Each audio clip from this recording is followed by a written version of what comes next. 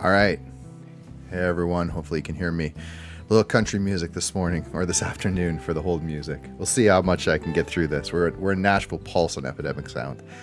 I don't know if it'll be okay in the background. You can let me know in the comments if it's too loud or too soft, but just a little ambient music in case I stop talking. I'm starting to have like a little country twang as I talk now. Okay, I mean, just got to fix something real quick here. I want to go back to that. Pure F. We're still, by the way, we're still, working through some fun stuff with OBS Studio, kind of learning how everything works, trying to make everything kind of connect together. One of the things that I have been trying to get right, I don't know if this is going to be, I'm going to turn that down a little bit. The lyrics, usually when I put music on, I have no lyrics, so I can, it plays nicely in the background, but I'm not so sure about this. We're going to have to change it. So just give me a second here. I'll try to explain what I'm doing. I was experimenting with something before this call. There it is, magenta. Cool. Okay, so bang. All right, awesome. So we're using a chroma key. Chroma key, for people who are not familiar with streaming or video, is basically a green screen. And what happens in OBS Studio, which is the streaming software, is it can actually hide the green, anything green on screen. And that works really well. I was using it for this. So I'm actually, if you look at my screen, you can see I've got right now this nice pink background.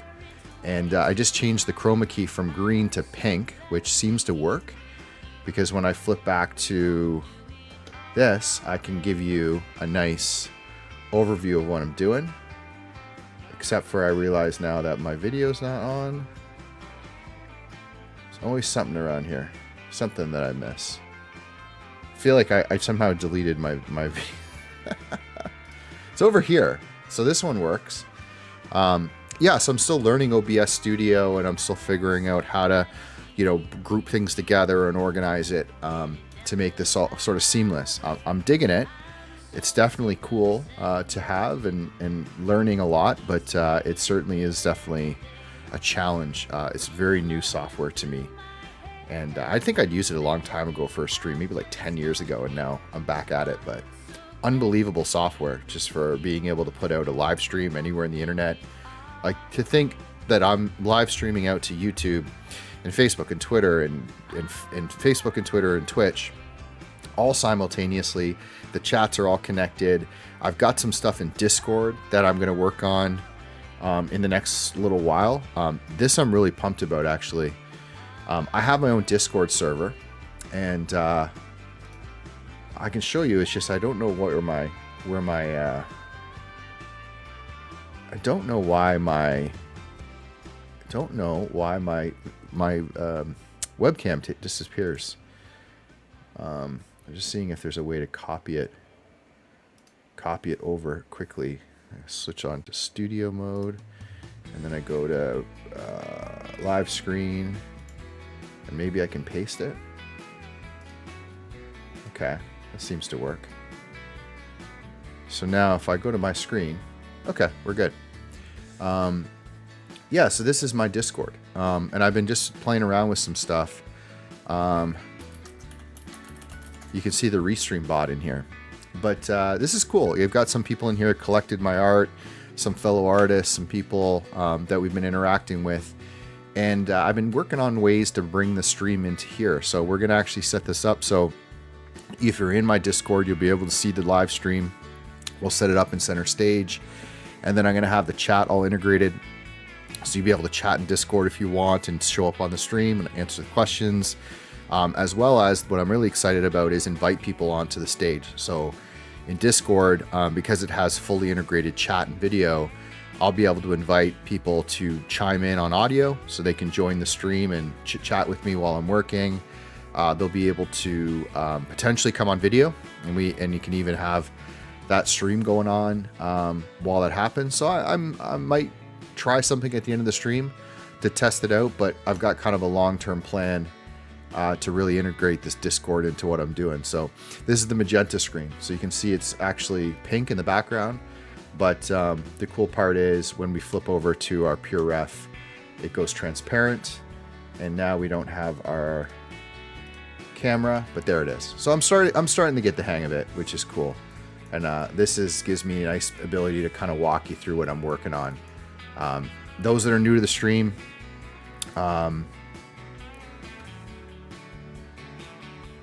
sorry, I'm just seeing that it doesn't look like I'm active.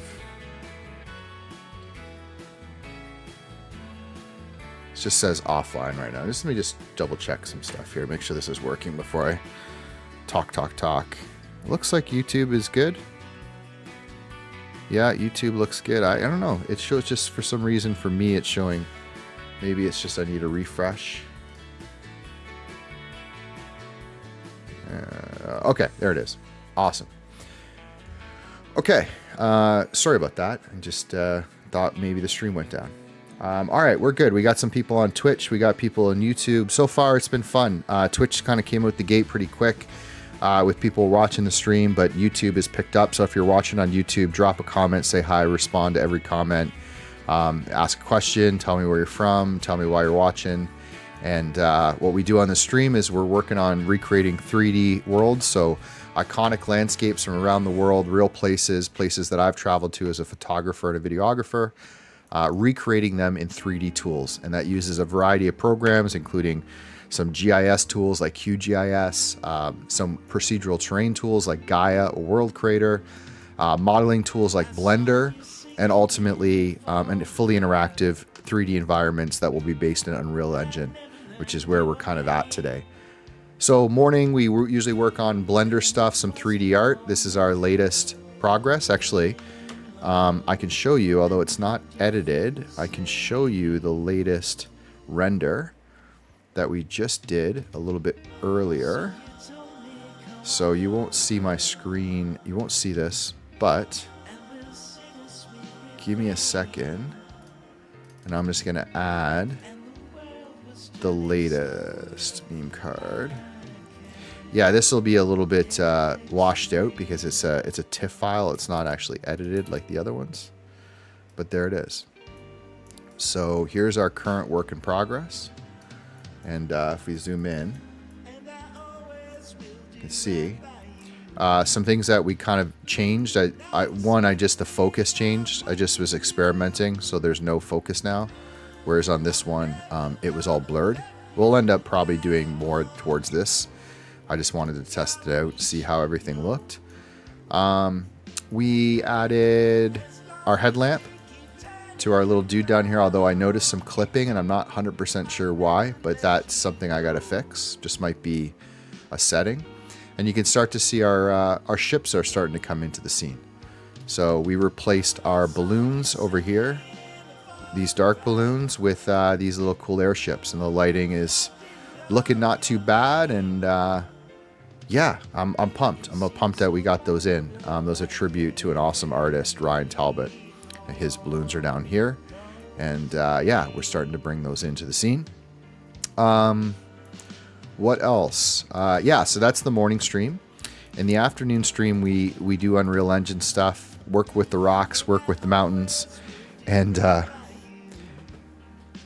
yeah, Pepe, he's doing something. He thought he was.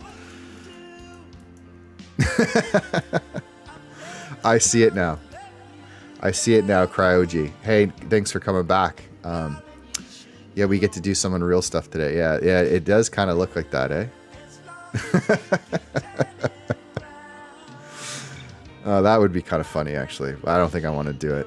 It's the fishing line, and it's still, you can see there's a bunch of changes. So tomorrow we're gonna fix this fishing line. We're gonna fix this light. We'll probably tighten up these balloons, move them around a little bit. Got some weird light. Oh, the light is coming off the ring. Cryogy was talking to me a little bit about render layers this morning, which we'll probably have to incorporate at the end of the project. We got to fix up some of the art. I think I might get rid of this rock. Oh, and then the big one tomorrow is we're going to take this mask right here. This is a Skull of Lucy from the Web3 world. Kind of a famous art project. And I think, I haven't decided yet whether I'm going to do this or this. I'm feeling I'm leaning towards this one, but I don't know. I haven't decided. Either way, I'm going to put that down here, and then we're going to lighten up this area, and we're going to glow this in the scene. Up here. We're going to lighten up this area, glow it in the scene. So he's going to be fishing for, instead of the fish, this piece of art down here. So yeah, that's where we're at. Let's go do some stuff in Unreal Engine, and let's see where we can get. So let's go back to the screen, and I don't actually have Unreal Engine set up as an input source, so I might have to do some I might have to stop for a second and just set up a new scene so we can bring that in. I'll show you where we were at from yesterday, and we'll talk through some of the things we're going to work on today. So while this is loading, why don't I give this a shot? I'm going to just give me a second. I'm going to go into this here. I'm just going to duplicate one of my scenes and see if I can get Unreal Engine running in it. Okay. So just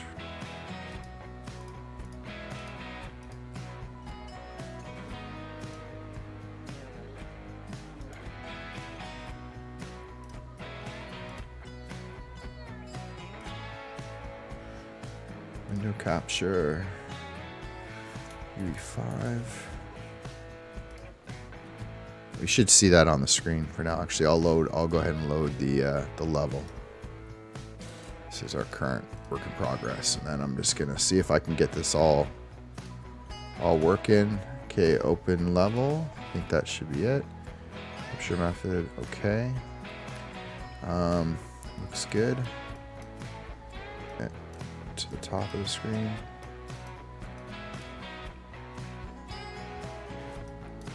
It's loading, so it's kind of got my stream. Hopefully the audio stays. It's a heavy scene, and I realize we probably need to bring it down, scale it quite a bit if we want any kind of performance. So we might do that today.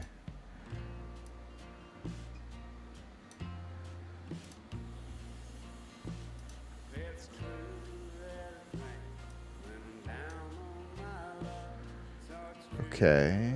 I think that we're close.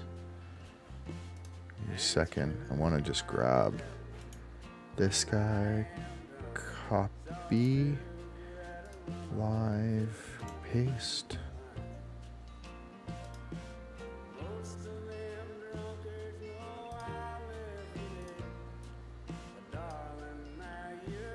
Okay.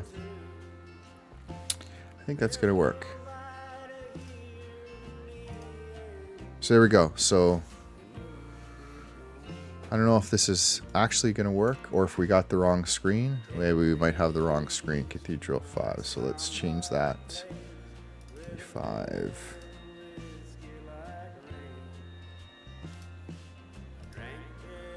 Interesting. That's not what we want.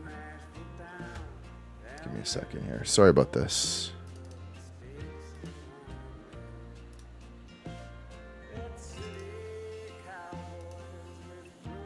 It's like we're missing a window.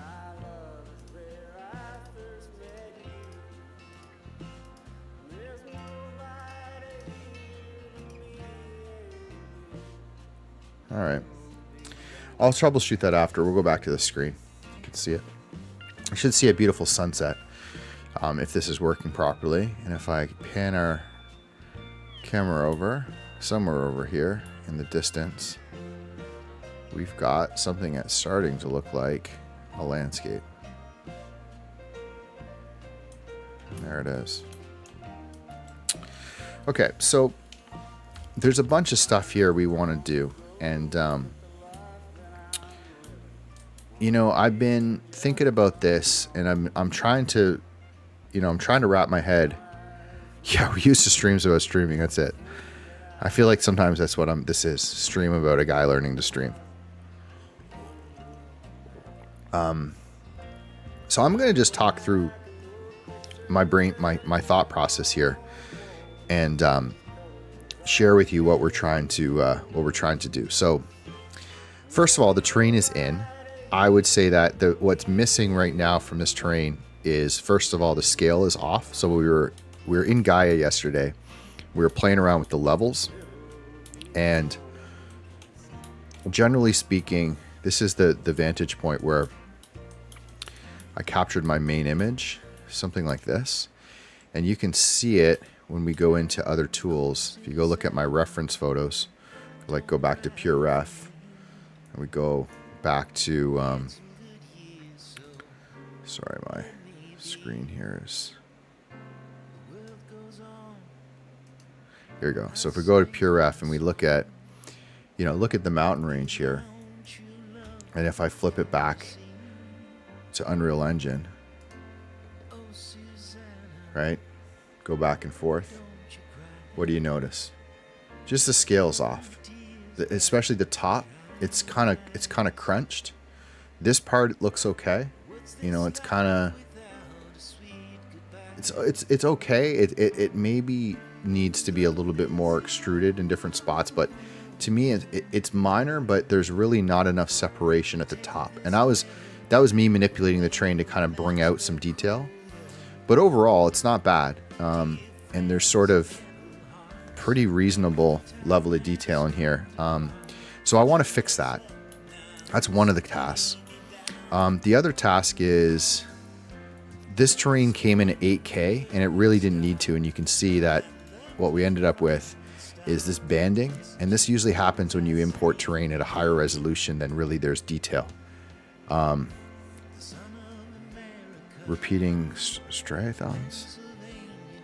I don't know, maybe is it a typo or was that, I don't know that word.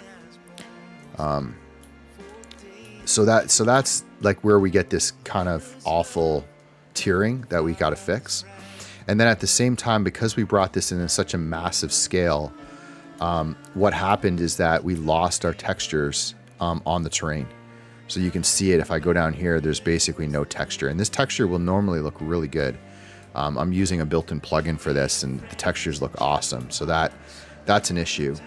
And then the other things, which is probably related to what Cryogy is saying, is, their only water in this level is going to be a river that's going to run basically through here. Like, it's going to come around here and drop down here and go this way. No, sorry, it's going to go this way. And we have all that stuff lined up in the map, and we're going to bring that in. And then the other thing that I also am going to do at some point is I'm going to turn this into an island. So we're going to basically highlight out the outside rim and drop it down, and then we're going to bring an ocean in, so that even though there is no ocean here, it's got more of a, instead of us bringing in like infinite terrain and backdrop, I want to have like an ocean edge. And I'm doing that because ultimately this is going into Fortnite, and in Fortnite, everything is an island, and it's just a nice way to contain a scene. And I actually like it overall. I mean, the ocean can be styled in any way you want. You can do whatever you want with it. You can, but it's just nice to have that barrier there, as opposed to like an arbitrary, canyon that you can't pass in the game or whatever. So I kind of like that idea, to make everything consistent. And then it looks good when you're looking at a scene and you see a consistent island. Everyone's going to have the same dimensions, so I can put them together and kind of, show them in little mini 3D art. So that's it. Yeah,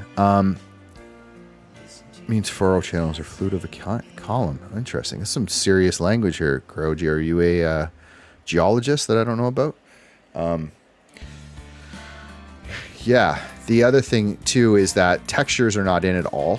So we have texture masks that we can create in GAEA that will highlight out areas of this terrain that will have rock faces versus some grassland, kind of dry grass area, and some rocky area. So we want to bring that in. We also want to try to bring in some satellite data to see how it looks as like blended between a bit of satellite data and a bit of rock data. And ultimately then we want to try to bring it into the Fortnite creator and see if we can get it working in a scene. So I'm going to actually take a quick break and run to the washroom and get a fresh cup of coffee, and then I'm going to dive right into this. So just hang tight. I'll be back in 2 minutes.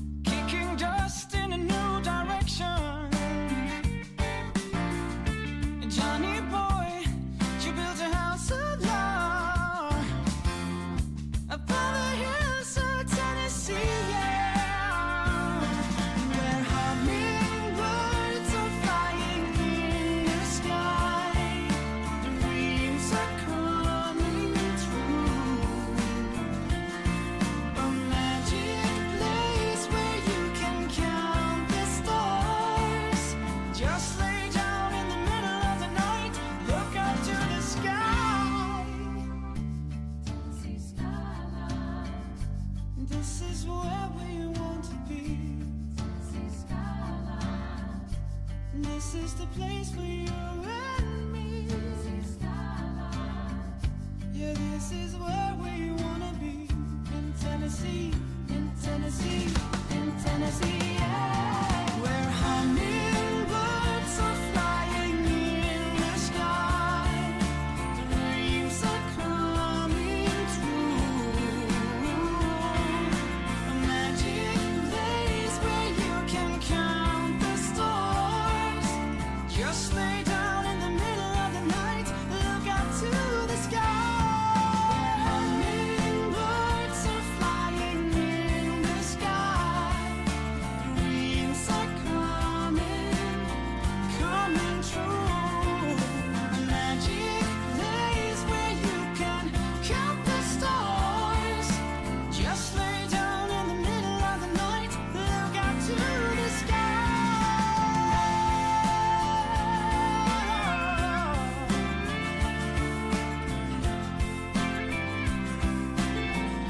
The Tennessee skyline. Oh.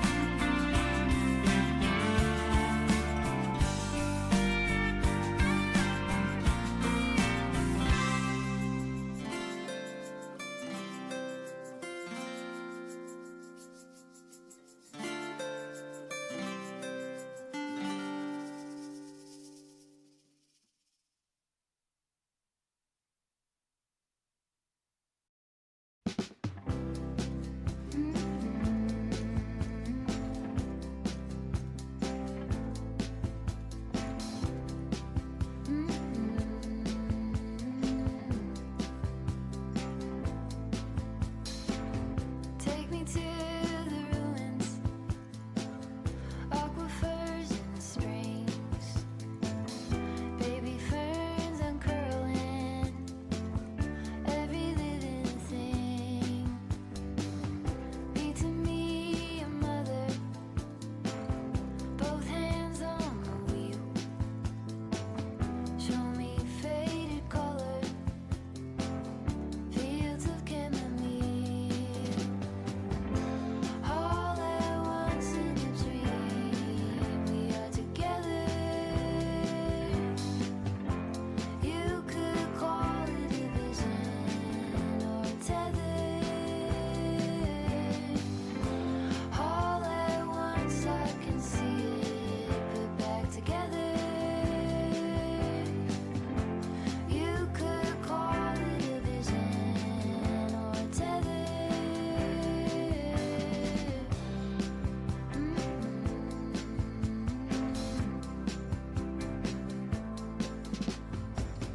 Take me to the jungle, teach me tiger law. Read to me a poem, sing to you a song. Drunk in my devotion, laid out on your chest. Student of abandon, with you I am blessed. All at once in a dream, we are together. You could call it a vision or a tether. All at once I can see it put back together. You could call it a vision or a tether.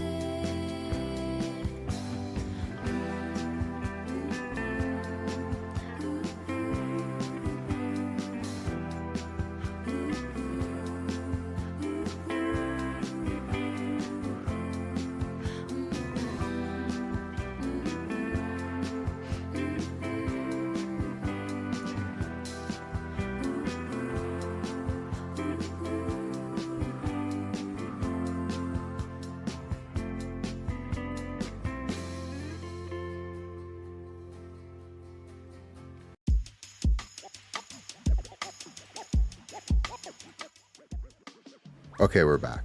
We had to change the music. Couldn't do with it. All right, so sorry about that. We're gonna get back to what we're gonna work on here. So there's a couple things, right? I've got to do. I'm used to having my little to-do list in Blender, and I don't have it. I'd like to get something like that going in I'd like to get something like going in Unreal Engine. But there's a couple paths that we can take here. One is we can work on the terrain and the texture of the terrain. And then maybe we'll do that. And then when I take my halfway break, I'll render out a new terrain with the scale fixed. And we'll see where that goes. So I think that might be the right approach. So what we're going to do is I'm going to start to experiment with a landscape material that I started to create. And I got to find it. I don't actually remember where I put it in one of these files. So I'm going to go find it, and I'll migrate it to this project, and we'll start to work on it, because as much as I like Brushify, I want the control fully of sort of the landscape idea that I have. And we want to try to do this in a way that we can bring into Fortnite and other tools. So this is what I'm going to do. So what we're going to do is we're going to open up. I'm just going to make sure it's not in this project. I've been trying to migrate projects recently, and I feel like, yeah, it's not. So let me close this one out. Go back into Epic Games. Library. And these are the kind of the repeat projects, and it's kind of a mess because I've been trying to migrate stuff and it's failing, and I can't remember where exactly I might have done. So we're just going to go through them in order. We'll go here, then backwards. And they're just going to load up, and then we'll go find that texture. Actually, probably an easier way to find it would be just, might be able to find it through the actual project itself. Just give me a second. Now, this might have been, this could have been it. Let me see. Materials. Landscape. Yeah, this is it here. This is it here.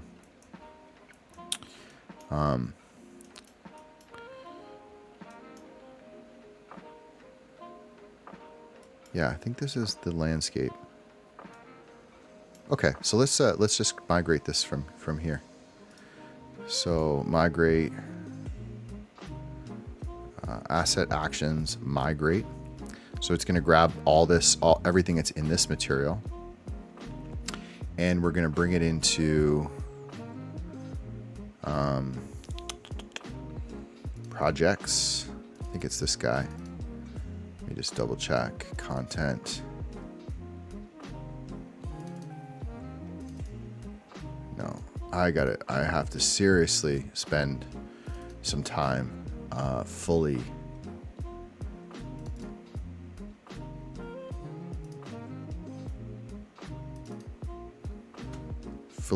organizing all these files. And also this needs to go. Hold on a second. Just bear with me. Epic Games has this annoying thing where it closes just when as soon as you open up a file. So this is our, projects. Echoes of Earth new. Okay, cool. So what we're going to do is edit, asset actions, migrate. Okay. We're going to Unreal Engine, projects, Echoes of Earth new. I guess this is it. Odd. Okay, let's just bring it over. Okay, it should be done. So close this one out, open up Epic again, go here.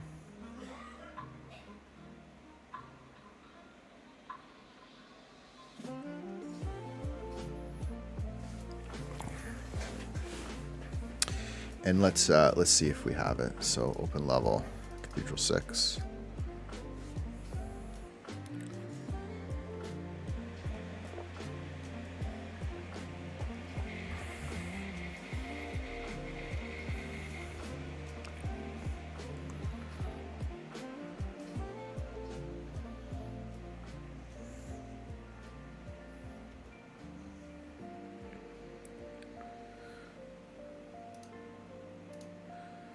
Okay, should be able to see our sky again and our odd location starting, which we're gonna have to fix.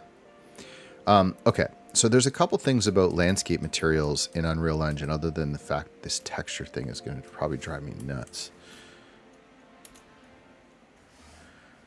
I don't know what to do on that. Let me just be the landscape size or something. So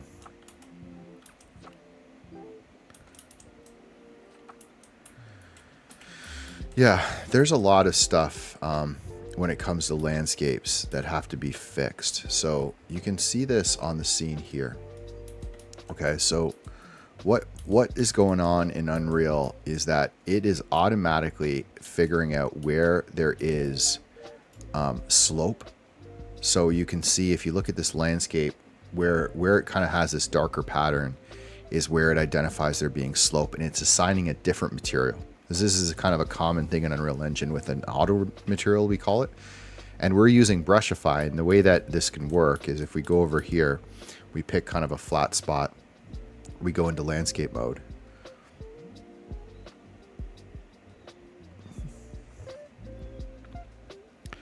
Also, another really cool thing, well, let's do one at a time.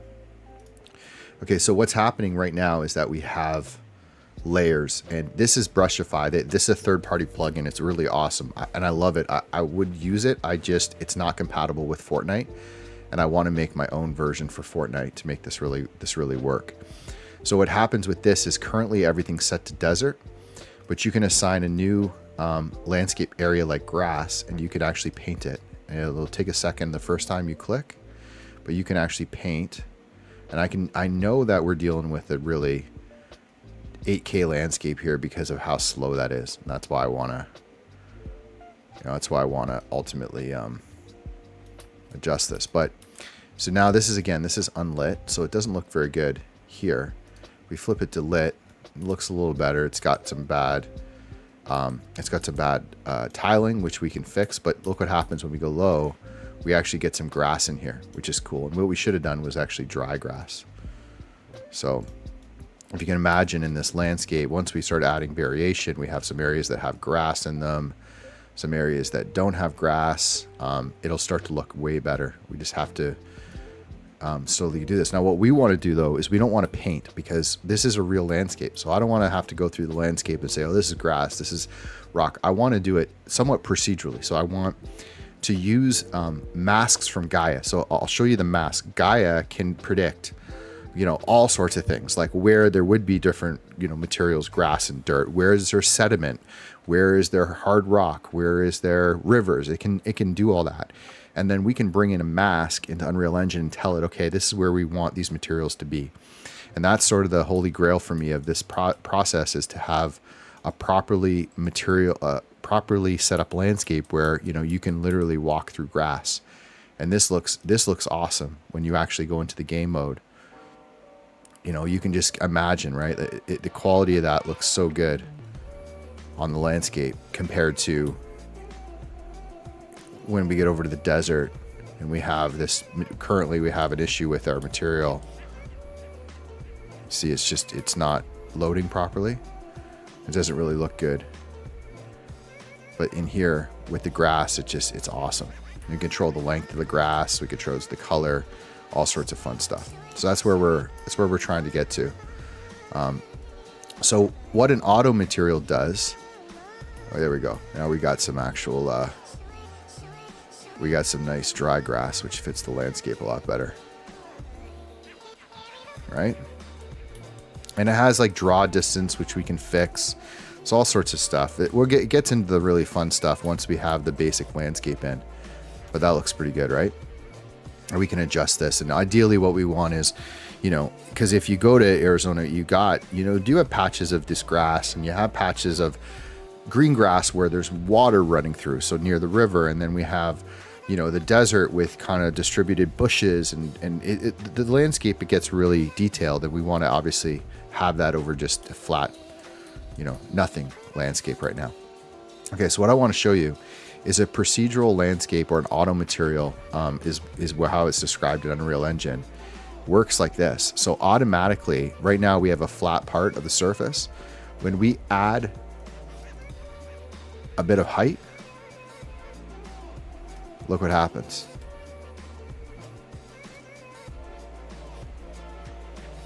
So what Unreal Engine does is says, okay, there's a slope here, right?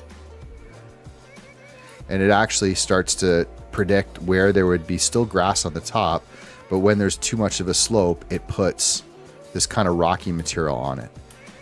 And it's not perfect, but we can edit this, so we can go in and say, well, we want this to be a pile of rocks when it does this, or we want this to be just a flat surface. But what I want is I want all the surfaces in Sedona, because remember, if we go over here, switch to Pure Ref, and you look at the surfaces, I mean, pretty much anywhere you go in Sedona and you get exposed rock, so you get elevation like this, you get the same material. It's basically this kind of, fragmented, cryogy. You need some word for this, man. You got this strata-based rock where you've got, it's super, it's got, lots of usually little tiny rocks underneath of it, where it's collapsed, it's exposed, it's consistent. Whereas, if you go down here, you might get some grass, you might get some areas where, when you walk through, I have video of this, by the way, which I should bring in. When you walk through these areas, hey, you get stuff like this, right? You get some green bushes in here. You get, if you look closely, you can see there'll probably be some grass. You get a lot of variation, but when you get to the sides of these faces, it looks like that. And maybe, maybe every once in a while if you get a certain slope, you get a little shrub or a bush in here, which would be cool to add.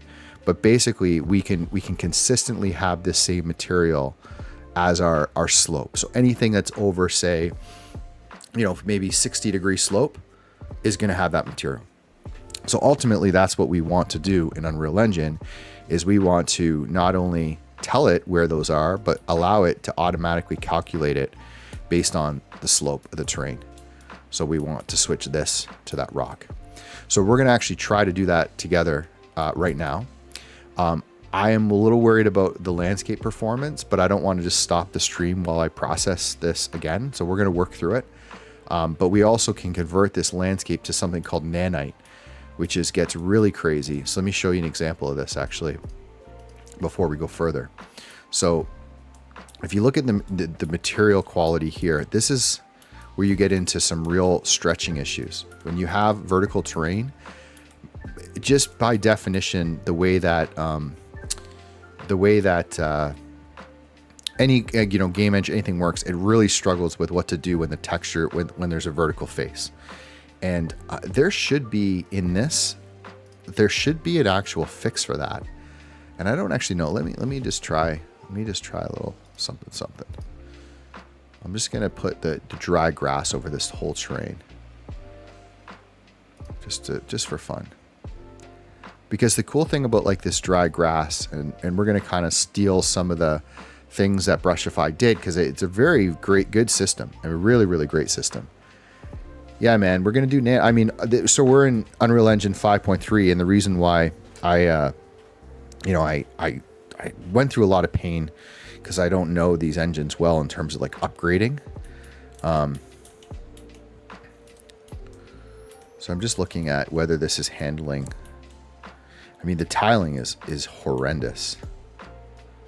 But I don't want to go too nuts, because this is Brushify settings. I want to kind of do my own, and everything, by the way, on my everything is like slow. And I think that's because, I could shut off a bunch of things. Like I could turn off the real time, and I could even get rid of, but it shouldn't be performing this slow for what we're doing. I'm just going to look at some of the tiling options here and see. This is global tiling. Let me just bring this. It's going to be fun to get Unreal. I've seen a guy, I can't remember his name, on Twitch. He's doing like a live. Oh, jeez, man. See? Hey, Cryogy, let me ask you this. If you have like streaming advice. So, I guess what I want to do is set up I have an advanced scene switcher that I downloaded for OBS.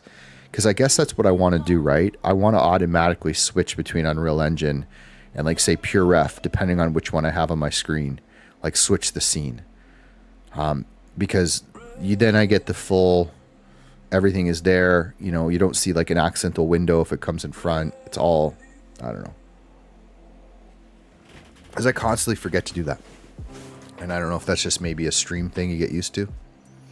But, so this is global tiling. So that's what we were looking at when we were, you know.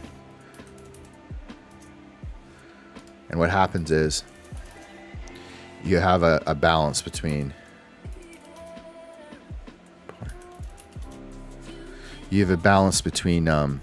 oh, okay, it's all good. Between like the quality of this texture from far away and the amount of tiling. And there's actually, the right way to do it is to mix sometimes two textures together, and that will typically fix the tiling issue. But I know that they had something in here. Yeah, he had something in here for variation tiling, and I'm just not sure why it's not working. I feel like it's just to do with the way that I imported this terrain, so we're not going to go too crazy with it. We're going to work on my own material. It's interesting that it's done this now too, which is very odd.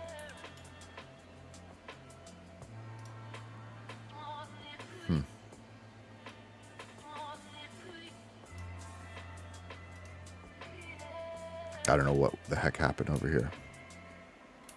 Looks cool, but okay. One thing at a time. Let me think through this now. Oh, what I wanted to see is whether it was fixing the tiling up here or not. And it looks like it does fix it a little bit. So that's good. Okay, let's go look at my material that I have and see. So I created material, landscape, Scoville landscape. So let's create a material instance. We're going to call this MI Scoville Cathedral. And hell, what the hell? Let's just assign it and see if it breaks everything. So my computer spins up. It's all good. I think I know the solution, Cryogy. It's just, I've seen it before. You can set up something in OBS Studio to automatically switch your scene based on what thing you have active. And then it just gives you that more flexibility. So you're not just sharing your screen, you're sharing the app. And then that's what was letting me put the little view at the bottom with my, my reference, which I kind of liked having. That's why I keep switching over and you know, trying to get it to work. See that little, oh, this one worked. Okay, so there we go. So this is the Unreal Engine one. Just gonna go see what's going on with the landscape. See if I have a material in here. It looks like I have something. Let's bring this in. Let's fill it. Okay, so we have something.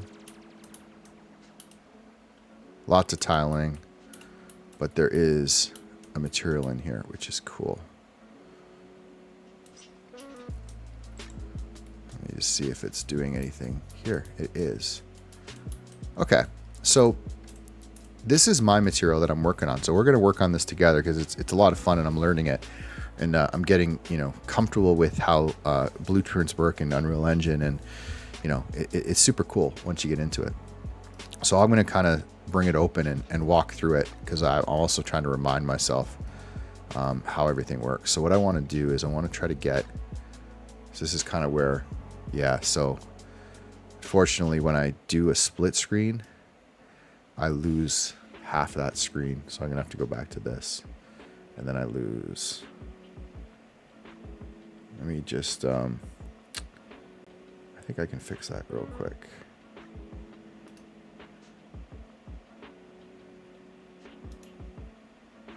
Copy, paste reference.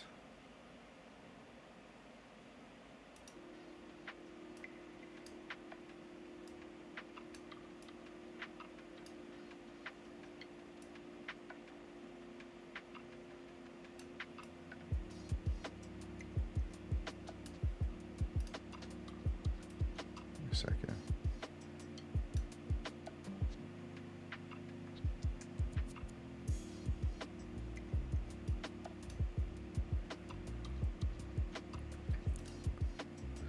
Okay, it kind of works. I just wanted to get something in here, so you can kind of see.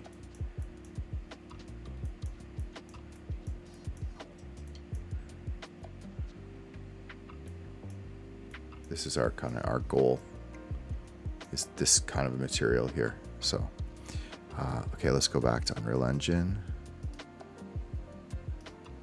Do I have 2 instances running?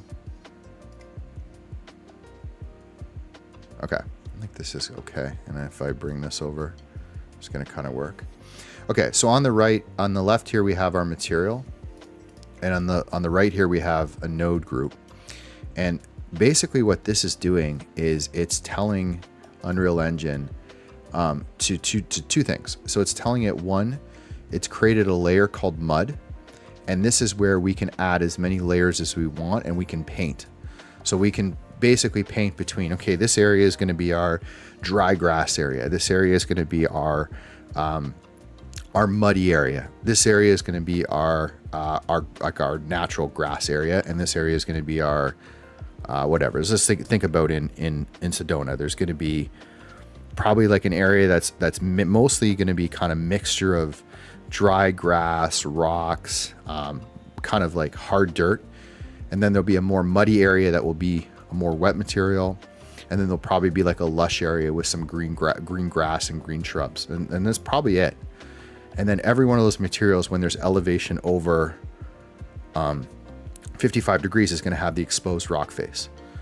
So really that's all. It's really not that complicated. And then there might be maybe in one more area that's like a dirt area for roads and trails, where it's just like a gravel or like a dusty road, maybe 4.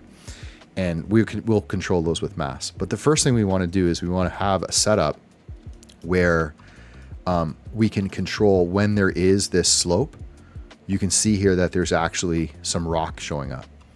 And what I want to do is, this is essentially the setup. And it's basically saying, hey, use this material up here. Let's see which one is which. Yeah, it's saying, okay, so it's saying use this material here, number B, or letter B, which is my grass material. Okay, so this is the grass material. And okay, when you use that grass material, when the slope is over a certain value, use our rock material. And the way that materials work in Unreal Engine is that there's a material and then there's a material instance. So the material sets the code, the outline of how everything should interact. And then you can create these variables, like things you want to change. Like say you want to have the slope be, the rocks to show up at a less slope. You can customize that in the material instance. It's a way to maintain the integrity of your data and not have to be manually going in here and adjusting values. And it also gives you the ability to use the same material multiple times. So this is the core one. And this is the material instance that we're using in the scene. So we'll open this up beside it, and you can see now that I have all these values that I can edit. And this is kind of a cool way for us to edit things we want to change without actually adjusting the core material. So the way this can work is, let's just try this here, and let's look at the slope, and we're gonna do something like slope fall off, slope contrast. I think these are the two, and slope angle. So this is the slope angle, and I'm gonna just see if this works. Okay, so watch on the left. See that? So the more we change the angle, or the less we change that angle, the more of this rock is exposed. All the way till we go too far, we have the whole landscape. So something like this looks really good, because now basically as soon as it starts to slope up, we get the rock face, and as soon as we get to the top, we get the grass. That's exactly what we want. Exactly what we want. So now we have, I think, a pretty good setup. All we need to do now is change this material to something that looks a little bit more like Sedona. So we're going to do for that.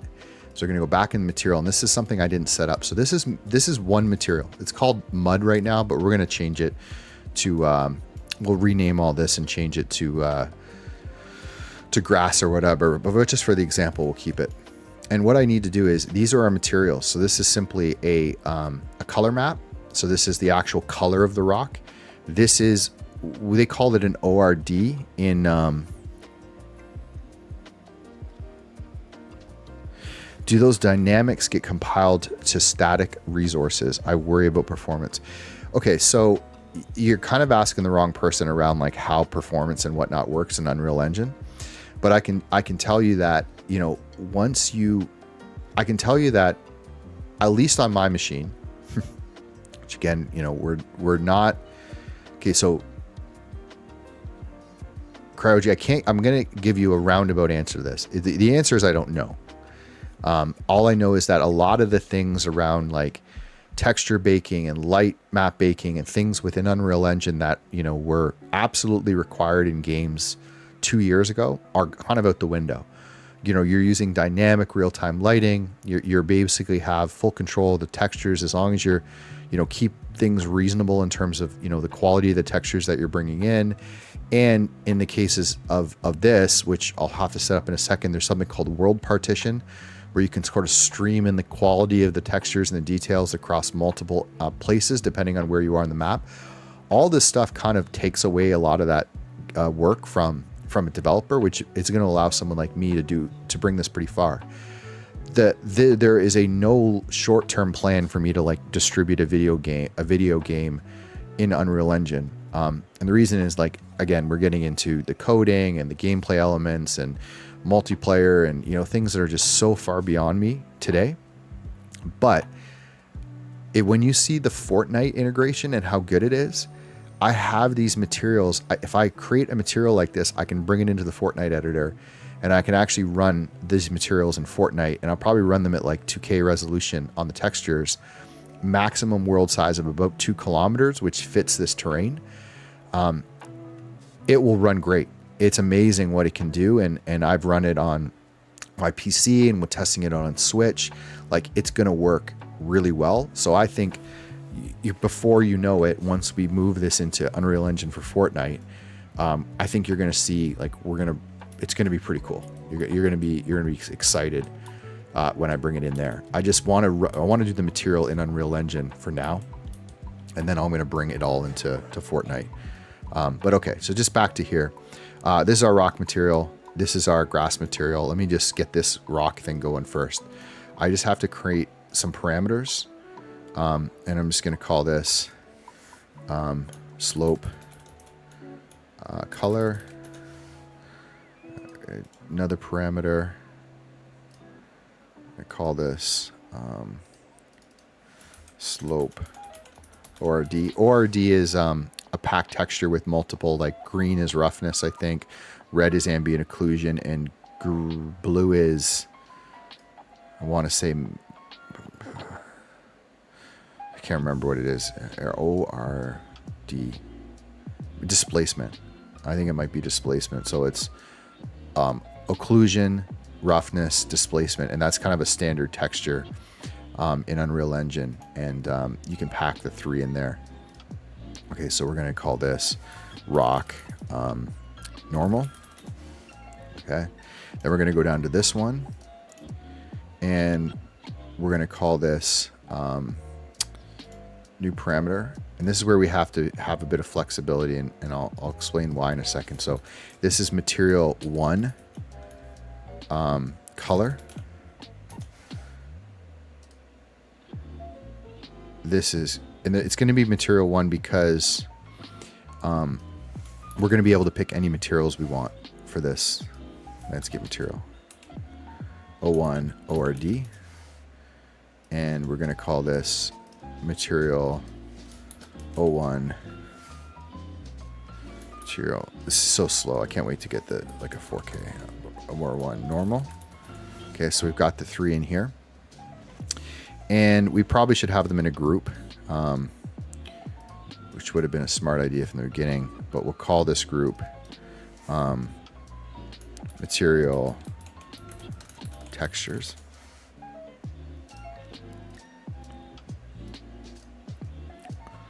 So all we're doing is we're just organizing this base material so that when we make changes to the instance, it's going to be easy for us to remember where things are in the future. Okay, so we're going to save this. And now we're going to open up this. And now notice we've got a new group called material textures. And we've got a bunch of, color, normal, everything we named it. Noticing that I did a really bad job on the naming. So let's just go back and look at what I did. So I did slope color. And then, and then we'll go slope ORD. And then I did rock. I wasn't paying attention. We'll just call this slope. Because, technically this slope is a rock now, but it doesn't have to be. Could be anything. We use this again for other stuff. So save this. Go back here. Right? Now we have our material. So we're going to try this. So the idea is now we're going to adjust from the rock, which is currently jagged rock, to a nice material that we have for actual rocks from Sedona. So let me just do a quick check and see what I have here. This is another thing that's unfortunate, but it is currently not supported in Unreal Engine for us to have a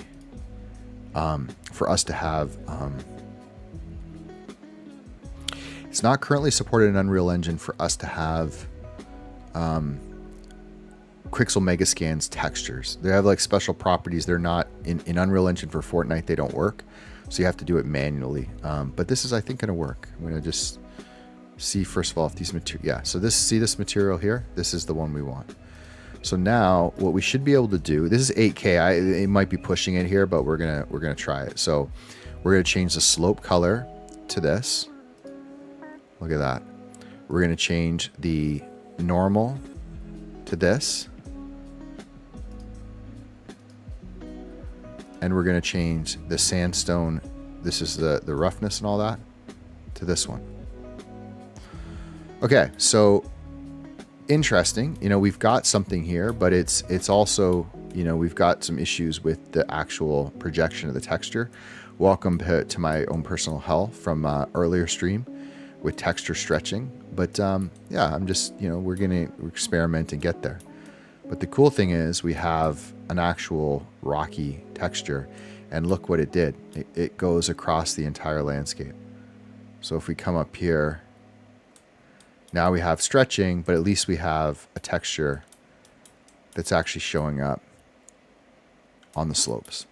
It's just kind of a cool setup. Okay, so let's go look at what we did here. Default value, multiply landscape coordinate.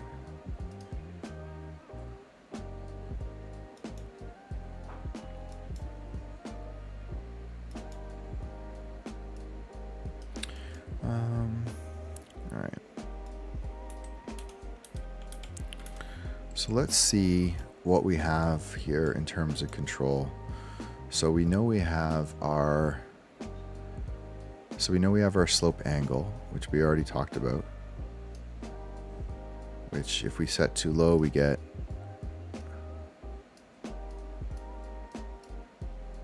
right, so something like that. And we also know we have some fall off settings, which is also something to be careful with, because you want to have something that basically creates, I think it might be a decimal.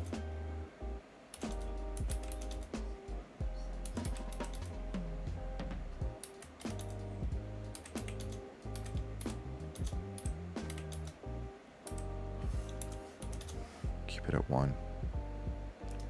Slope contrast.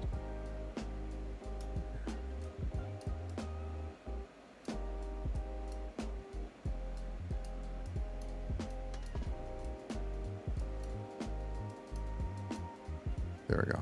Okay. What do we got here? We got slope metallic, slope scale near. Okay, so let's just start with some scale, and then we're going to go into the actual UVs and stuff. So scale near. So this is going to change. Should change the scale. Okay, it's changing this wrong. Interesting.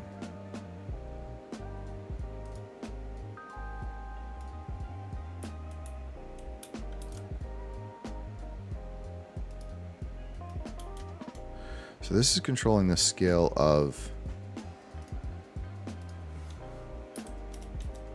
Oh, okay, it's reversed. That's why.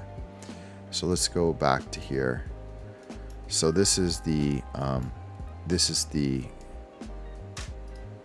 Okay, that's why. So this is... this should be the slope.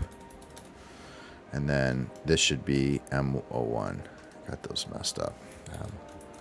M01. And then save. And then we're... So this is M01. Did I get that right? Yeah, okay, cool. So this is the scale of this texture. So we can kind of adjust this, right, to something that looks pretty good. And this is only going to be, eventually, this is only going to be near. So this is actually when we have our player basically on the ground.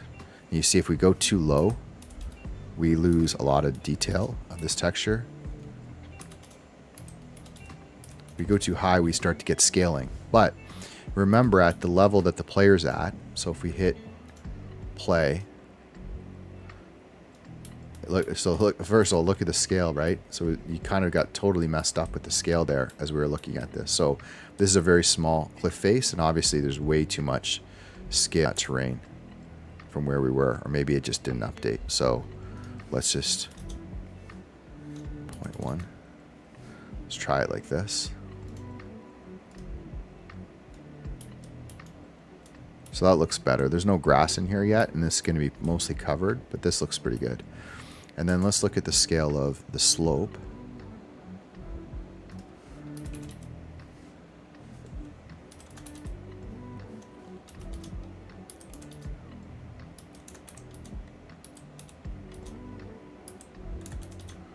We got to get that all fixed up, right?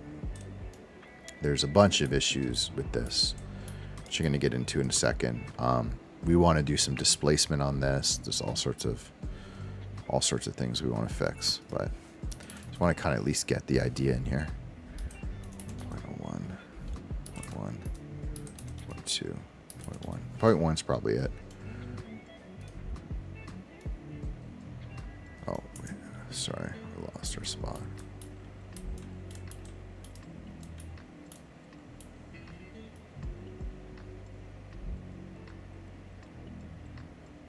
Forget where we were.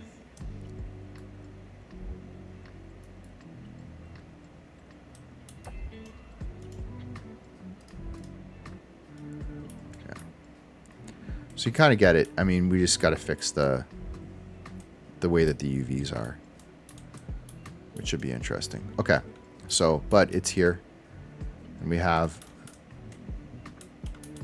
some ground texture for grass.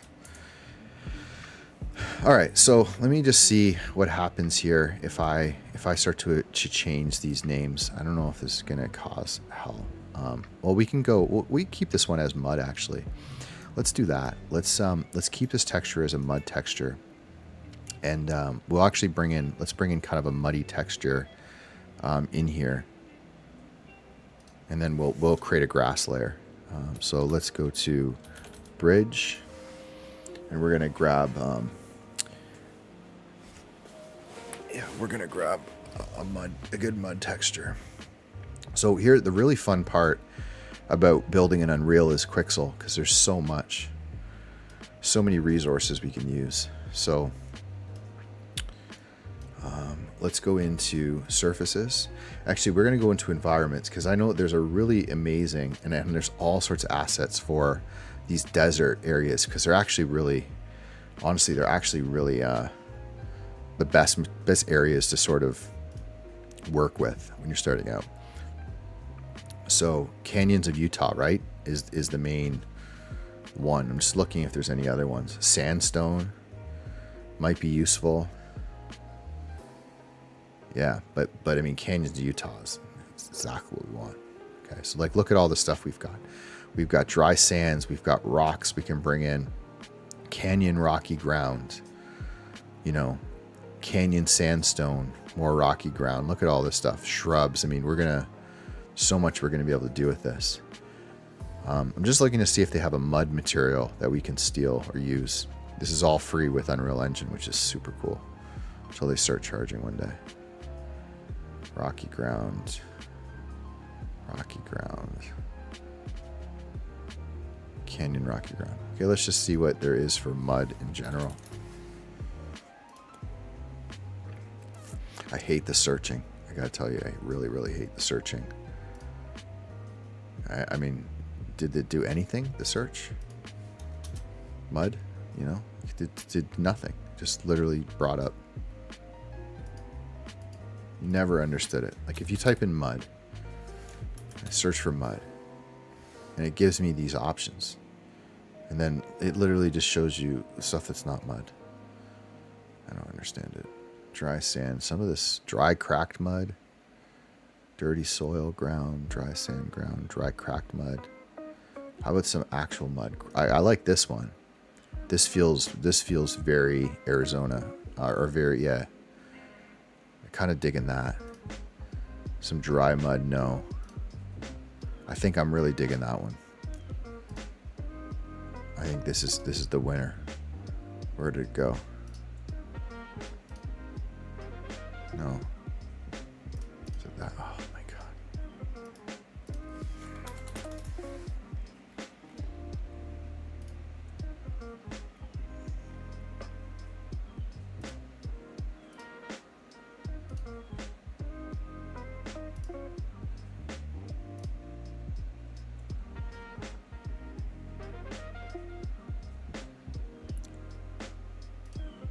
This is it. This is the one that we want. This is like so common everywhere. You have like, you know, rains, you get mud, it dries, and then it turns into that pattern. I mean, it's everywhere. So what we're doing is we're not importing this directly into Unreal Engine. We're doing a custom disk export, and I'll grab the 8K while I'm here.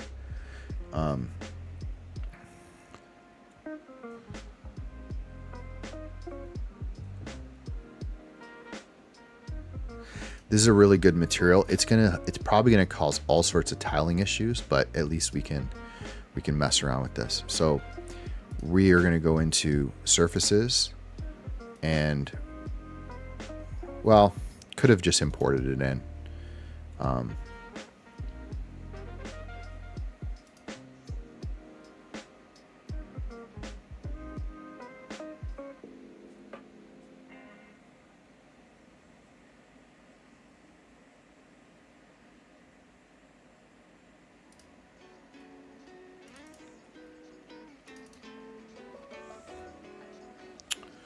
Just gotta see where I brought that in. Cracked mud ground.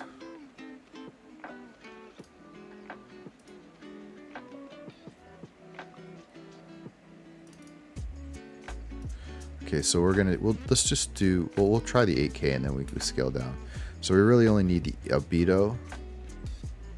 Actually, we need, sorry, I gotta change something about that. I need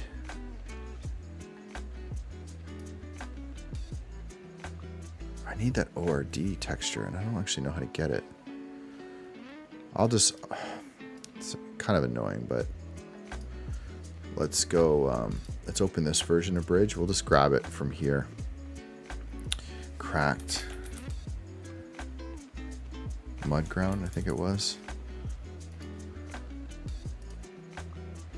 Cracked mud ground. Is that the same one?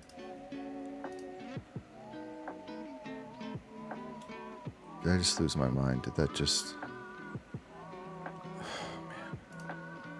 The worst search I think I've ever experienced of any program. Mud ground. So it does this search. It's so crazy. Like it brings this up, which is probably the actual material. And then you would think that searching for cracked mud ground, it did crack. Maybe that's why. It was way too difficult. Okay, so we're gonna download this into Unreal Engine, and then we'll just grab the textures.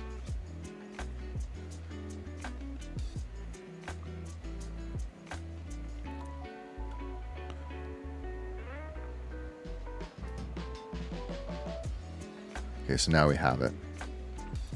So now we're going to go over here to our material, and we're going to actually change the base material, this material 1, and we're going to grab the diffuse and the normal and the ORD. And now we have, you know, something that's starting to feel like what we might see. And, you know, obviously there's no variation or anything, but that's what it looks like. So let's take a peek at what it looks like on the ground. So let's hit play, and we'll go full screen here. It's too bad. I wish that we could have. I have to come up with a better system for this. I would like this to be fill my whole screen when I do it. I don't know what we just did. 11. There we go. Okay, so, you know, now look at it on the ground. But don't worry about the tiling far away, because we're going to fix that. But just when you're looking at it on the ground, you just kind of look at the texture and how it looks. I don't know if it's got the proper normals and roughness, but it feels okay. It might be a little small. So we can go back, and what we want to do is, I swear I wish I could kind of have the window set up properly, because now I can't find this one. I'll just bring it up over top for now. So we're looking at material 1. We're looking at material 1 scale. So if we go 0.05, gets a little bigger. 0.01 gets a lot bigger. So let's see what something like this looks like. I think that I don't like what this is doing. So let me I think that the normals might be flipped. So I think if we go into the mud, this is a common issue. We're going to see if we can flip this.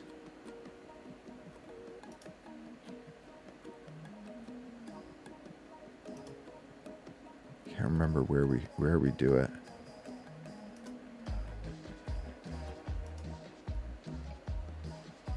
It was already flipped.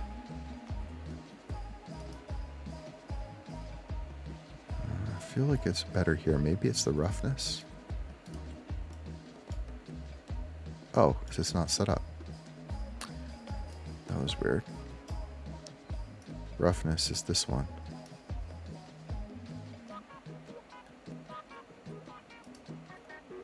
There we go. That was weird.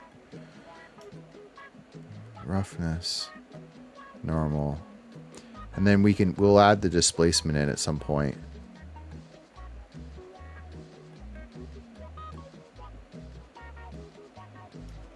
Interesting. That looks good. That looks good to me. Let's see how it looks in the view. Minimize this guy.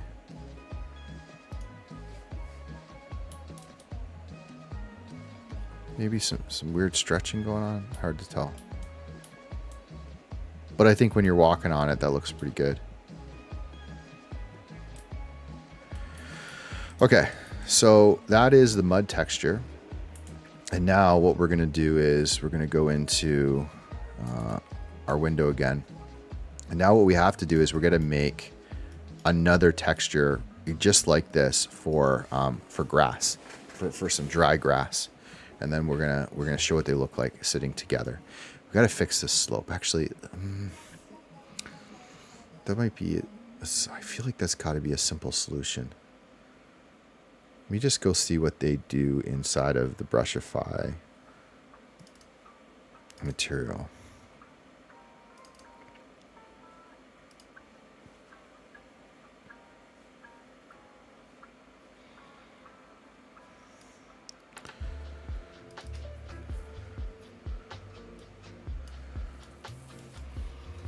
This is what having material networks looks like.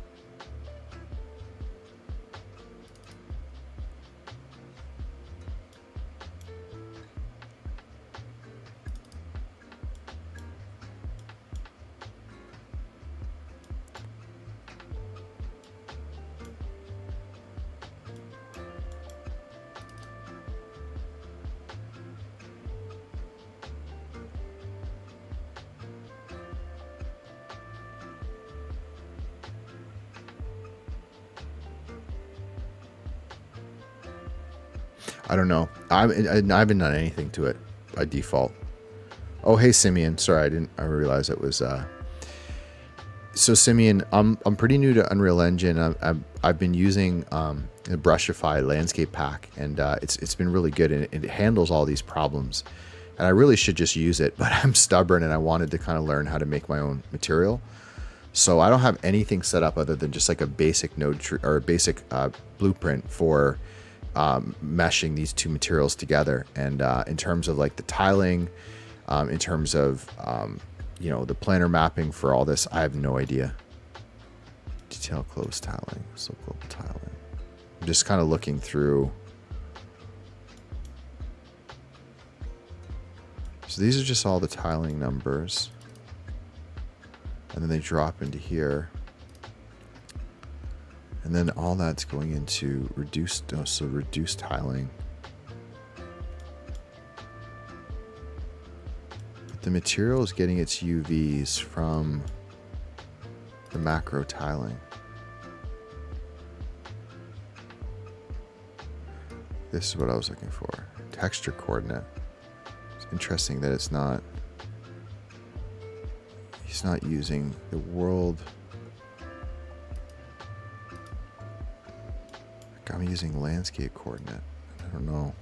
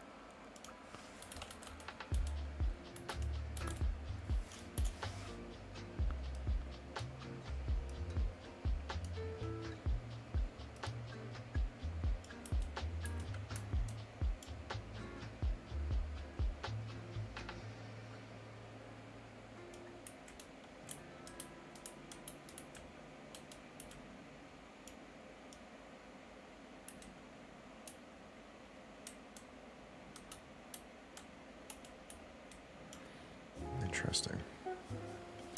I'm not actually sure at all here. It's funny, I didn't remember noticing that at all when I did this. When I was doing this in a test a little bit, it was looking really good. I don't know if it's just the texture. So let me just, oh yeah. Landscape coordinate is odd. I don't know if it's something to do with the scale, because I did adjust the scale of this landscape. So it could be one of two things. It could be the fact that I messed with the scale of my landscape after I brought it in. That could be an issue. Yeah, it's beyond Simeon. It's beyond me right now to set that up. I mean, I go watch a video and start to learn it, but I also, it should, I don't feel like it should, it's not really, the stretching is up here is the problem, which is something I, have to fix, and is fixed properly. That's the stretching issue, right? That would be fixed by the triplanar. But what this is not that, I don't think. This is just the way that this texture is projected.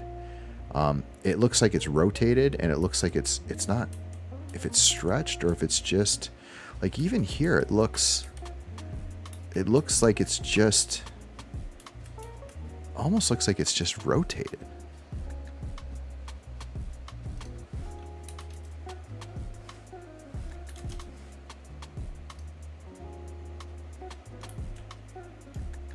I guess it does look stretched a bit. Can't quite wrap my head around what's going on there.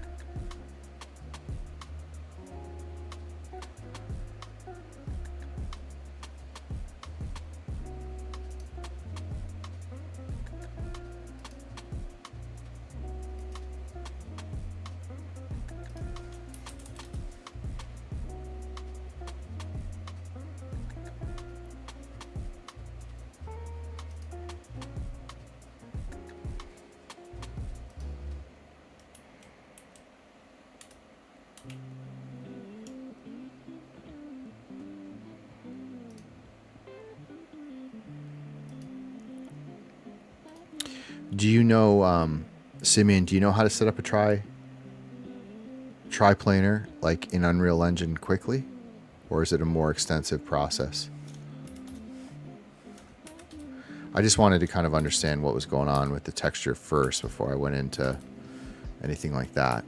Because if I brought this into the Brushify one, you'll see it's pretty, should work pretty straightforward. You know, it's basically that texture is just disaster. Maybe it's the fact that maybe it's just the fact that it doesn't have any displacement or anything. I don't know.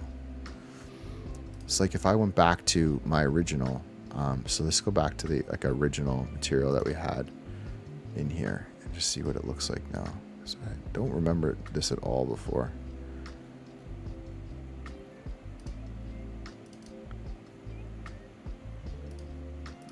So this is our jagged rock.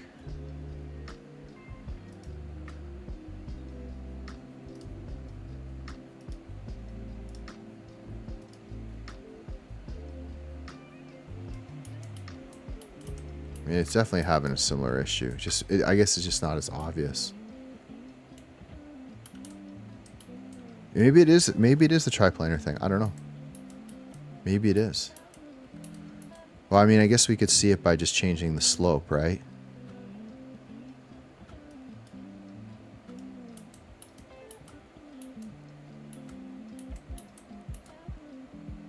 Maybe it is because it looks fine there, right?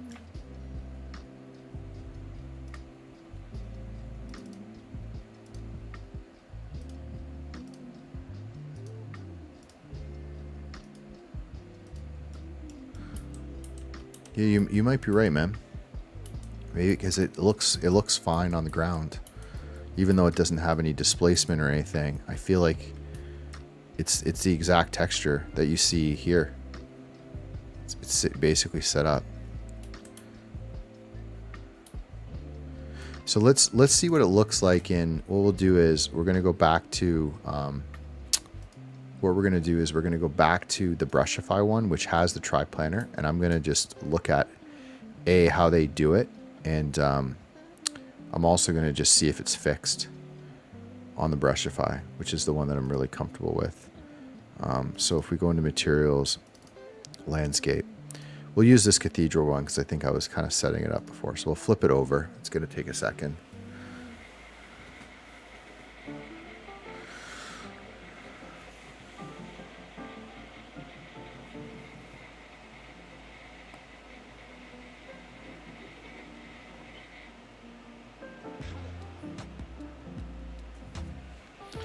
Okay.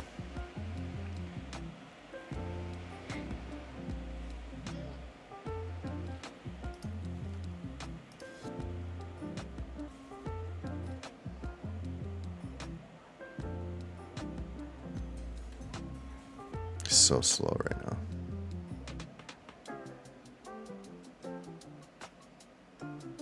Might have crashed.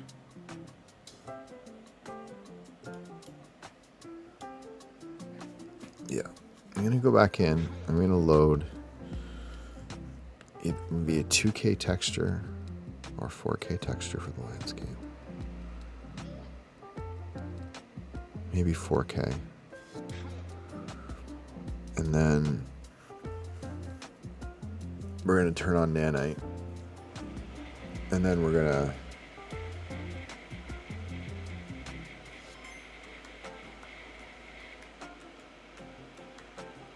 there was also, you know, sometimes the way that I'm thinking through these things is hard to, like, if I talk out loud, maybe that's the best way to do it.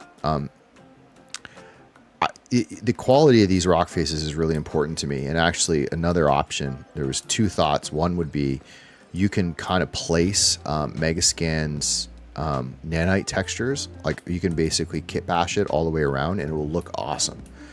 And with nanite, it doesn't really hurt you. That was an option. The other option was if I could get some actual vertical mesh out of Blender, which I have a technique I think I can use, and bring it into this landscape as a separate, because you can never really interact with these clip faces. Like you don't walk up them. So if I brought them in as separate objects and actually used like a proper displacement material and nanite, and I brought it across, like, so we have custom, like basically like a custom mesh for all the vertical parts of the scene that would look really high quality, have displacement, have nanite, and not have to worry about a texture, because the texture would actually be on it flat, you know, and then we would turn it on its side. So I had an idea for around that. But back to this for a second. I want to see. So I think it's using a mud material now. So let's just do this. Let's fill this whole layer with this mud material.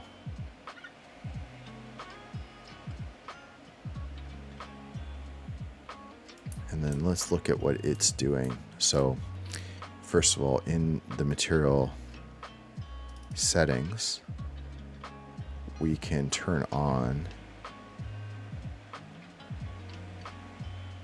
So we already have triplanar turned on. So this is what Simeon Diggs is talking about. So when I turn this off, you should see the difference once this updates. Okay, so see the texture?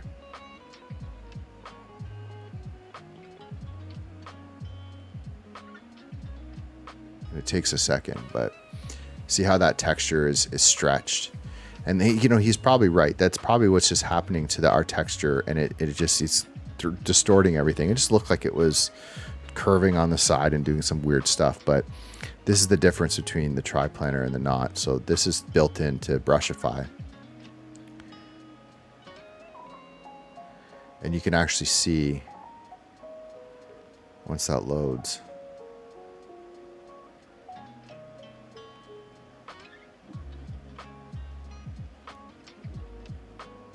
It's so slow. I gotta fix this up.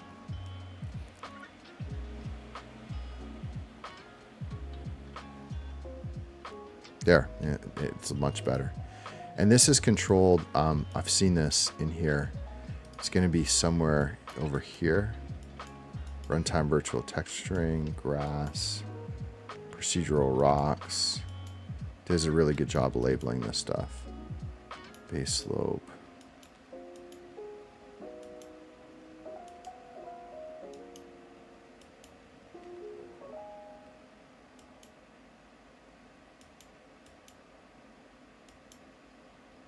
Maybe he does it over here.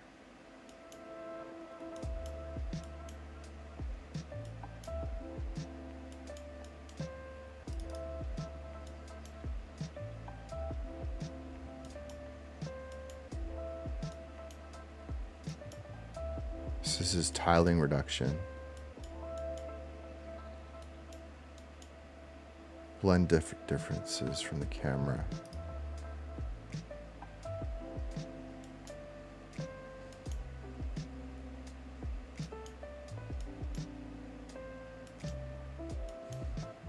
I don't remember where he did it.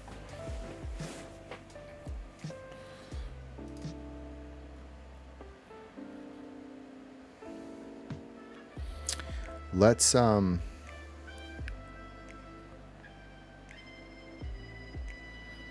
me try something here. So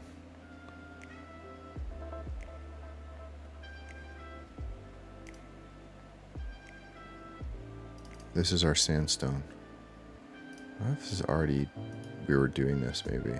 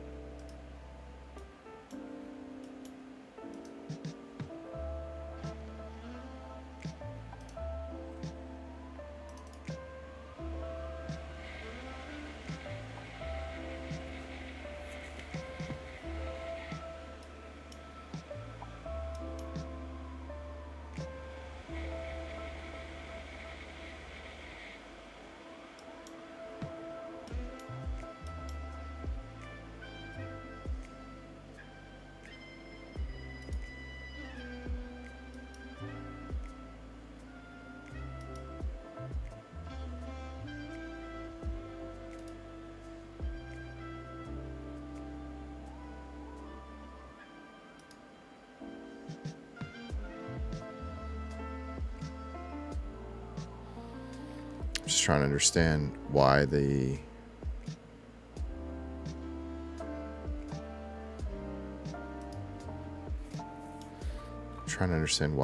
material doesn't look like it's updating. We're using mud, and we have the mud layer is using the rock, but there's two MF rocks. That's what I don't quite get. There's this MF rock here and an MF rock here. I assume they're the same. So he just did that to organize things. So he's using rock, and then the rock has got all the settings for distances, texture object, rock diffuse, but I thought this would be all, yeah, parameter. So this parameter is under ZZ textures, rock diffuse. So if we go into the landscape material, just make sure that we're using this material. And my Cathedral. Yeah, I don't understand that. So let's see, like with the mud, if we go back to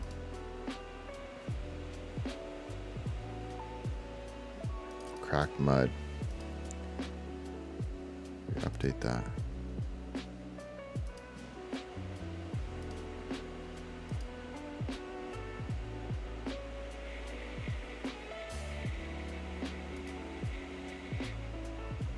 Doesn't seem like these are updating to me.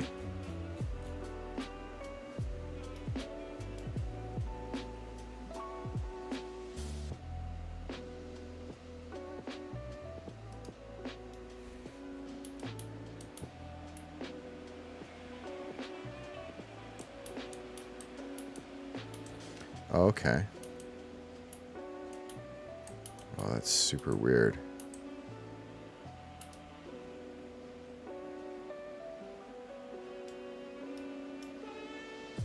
So it's got it at the close.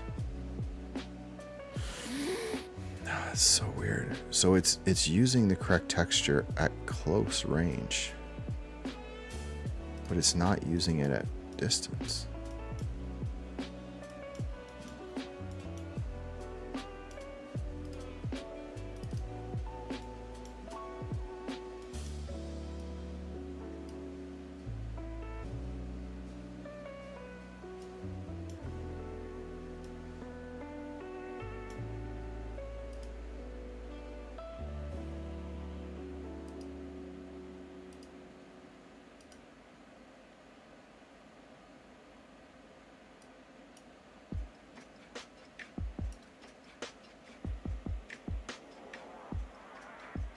I don't know. What do you mean by that? Explain yourself. I'm not sure exactly what you would mean by number of samples.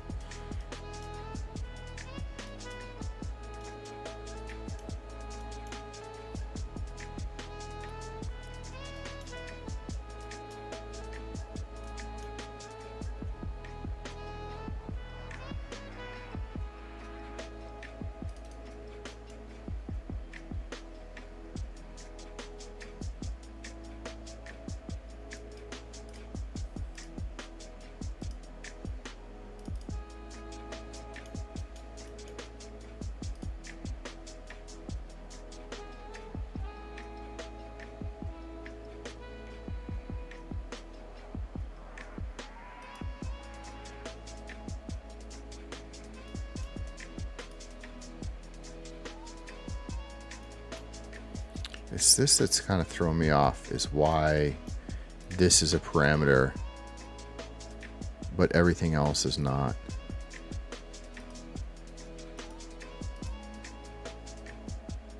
I'm just kind of curious.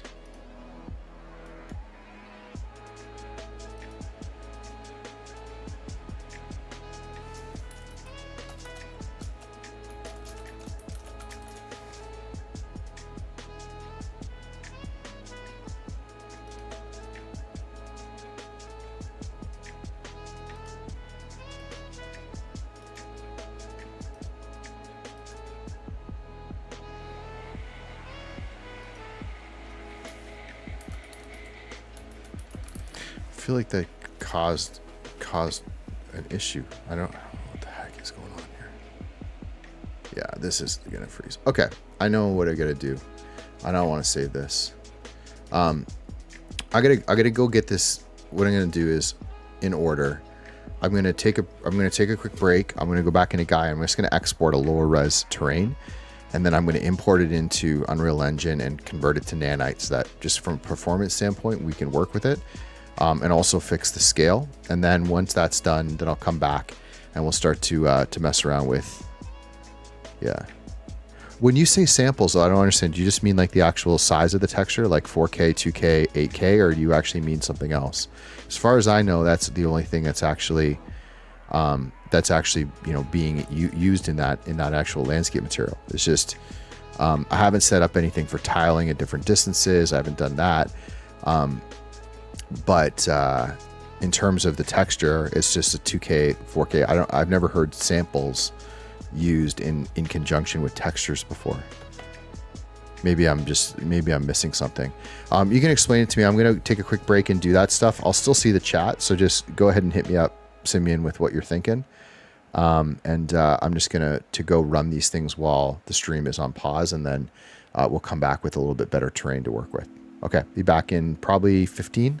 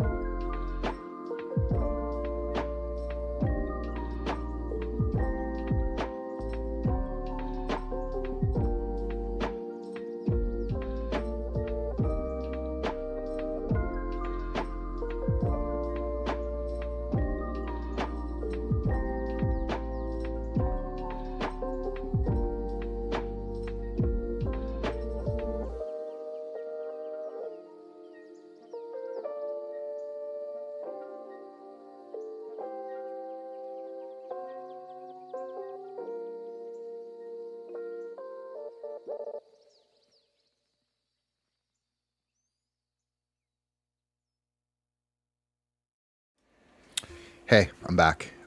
Simeon saw your message. I'll show you the node path, but really quickly, we're just gonna rebuild this because before we go into it, I want to make sure. I messed around with that texture. It was 8K. It was way too big. I stretched it out because I was trying to make the elevation look right, and I worried that maybe that caused an issue. So I think we should just do this fresh, and then we can look at it together. You can tell me what you think. By the way, this is GAEA. So this is actually the terrain in GAEA, and I've got some basic color mask going for the rocks up here, the ground, and the grass, just to kind of give us some detail. And this is what I wanted to bring in as masks into Unreal. So yeah, let's do it. So I'm just exported these at 433 resolution, which is like a perfect 4K texture for Unreal Engine. And I have the height map data and everything. So what we're gonna do is we'll go back, we'll close down GAEA, we'll save it, because it does take a lot of processing power, and then we'll go launch that up again, and we'll just do a new level, and we're just gonna bring it in. Hey, Jakob, GM. Jakob, believe it or not, man, you're my first GM that I've gotten. I've asked for people, told people, come say GM, and you're the first guy to do it. So I appreciate you, man. Jakob's one of my Web3 buddies, amazing artist. Can I call you a glitch artist? Is that what we call your type, Jakob? A glitch artist? I could like describe Jakob's work, but it would do it an injustice. Maybe we'll go on a little while this is loading. Let's embarrass Jakob. Yeah. Let's embarrass Jakob. What's your super rare, Jakob? What are you?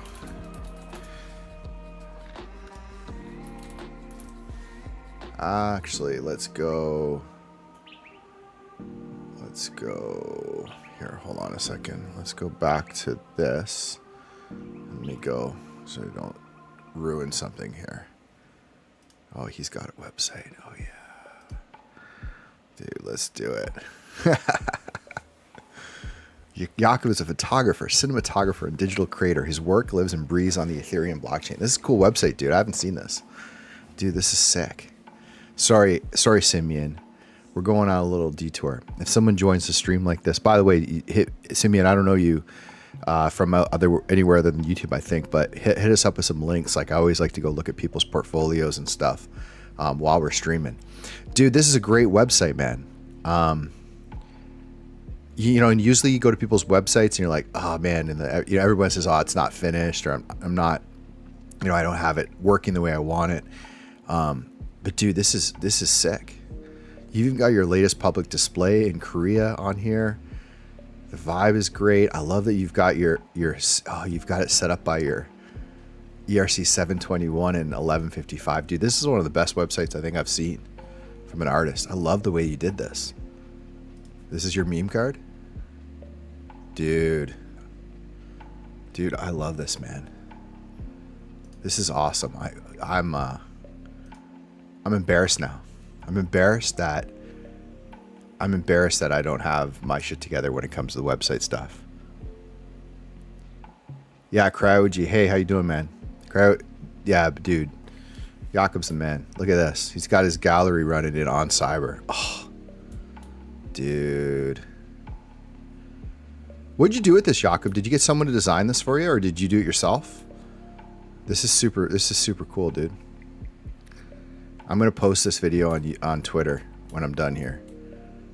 Look at that. It's Guido's work. What is it called again, Jakob? It's called something Kiss, is it not? I don't remember what the name of it is. Sicilian Kiss, yeah. It's a famous open edition. Dude, this is sick. I really love this. I love the vibe of this gallery. I want to go through your window, but I can't. You won't let me. That's on Cyber, and this is all his work. Dude, this is really great. I'm super impressed by your website. And even we got our NorCal and Chill episode, which we can do with these. Look at this. We can pause our music, and we'll have we could have Jakob. We could have Jakob's episode in the background playing as we're streaming. That would be too distracting. This is one of our collectors. He has an awesome podcast where he interviews artists. I've got an episode on here too, but I don't have this website. This is awesome. Did you do the website yourself, Jakob? Dude, yeah, NorCal, your intro is too long, man. That took too long. It was like 40 seconds. Of NorCal. And the soothing sounds of NorCal guy. El Musa. Jakob is a photographer, cinematographer, Let's hear Jakob's and glitch voice. artist. For my sister today, so kind of just been at home supporting her on her big drop, and yeah, not much going on. It's nice and clear here in Vancouver. Snowed yesterday, but do we want to hear music or do we want to hear Jakob's interview in the background? Yeah, doing good. Just, waiting for the storm to come in. We'll listen to I can Jakob's see the clouds. They look like they're coming. Just gotta bring it down a bit just so you can hear me. Happening. Yeah, I love that California. Dude, it's I lived awesome. there for a few years, so I used okay, to love Jakob, it I'm gonna when work. It did rain because it might be rained. hard for me to do. Yeah, no, it's time. nice, and it's supposed to be a pretty good. Jakob, so you know what we're doing. But yeah, and just been experimenting, with we got some new glitch art. Oh, you guys can't see recording this. software and having issues, and I appreciate your my patience. screen is No worries, glitching I like know. Jakob's art right now. Software can be tricky to learn once it's new. Oh, dude, what's Are you going a on cold here? weather guy? You Or? can't see it on the stream. I love. No. I love sand. I love running around in flip flops and shorts and just chilling. Oh, yeah. Okay, that's fixed. That's my vibe. Oh, I'm the opposite. Thanks for joining, man. I appreciate it. I don't mind the warm. By the way, but have you actually ever clicked on this link on Twitter? It's awful. Yeah, It streams live on Twitter every day, but Exactly. I don't think you can interact, can't do go anything. I wrong can't see with comments. I mean, it's a fireplace sucks, but with it's the too fire bad. I would love to going do this more and on just Twitter. being bundled up. And just But nice people and could see it. toasty and, I'm just gonna post it. It's I don't true. know, watching some YouTube or something. I don't It's know. true. You love Just your YouTube. missed. Hey, I just got premium the other day. Oh, That changed my life. no commercials. Yeah, I didn't even notice that I needed now to play in the background. NorCal. I'm just tweeting And this. on my phone, NorCal. because I always put it Guy watching podcast something and I put it in my pocket, and I hate Yeah. leaving my in phone the on. So now it's background. kind of nice. Oh, so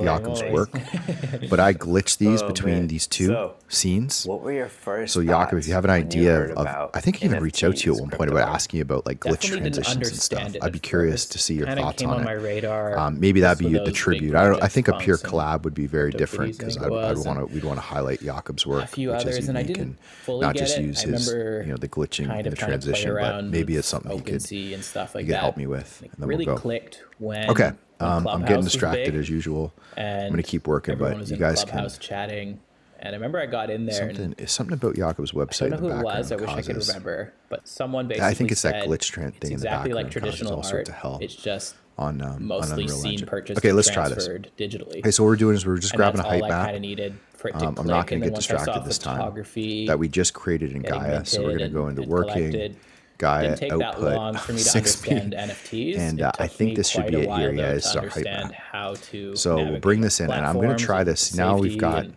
the height. I and think is going to be holy, right. the amount of I don't think I have scammers to on do Twitter anything because I exported and it whatnot. properly. You get used to it, And, but it's definitely good to have someone it's in the space 433 before you get in. by So 433, which is luckily the I had my correct sister, 4K she was in resolution it a few months in Unreal before, Engine, so and I it's think nice. that What about you? Was we're it going a to change big, it like, to 2 by must 2. get on this trend right now, or kind of? Actually, hold on. No, I have these because I settings remember when somewhere. Let me Crypto Kitties double came check. out, Maybe and I that's was a just bad idea like, right now.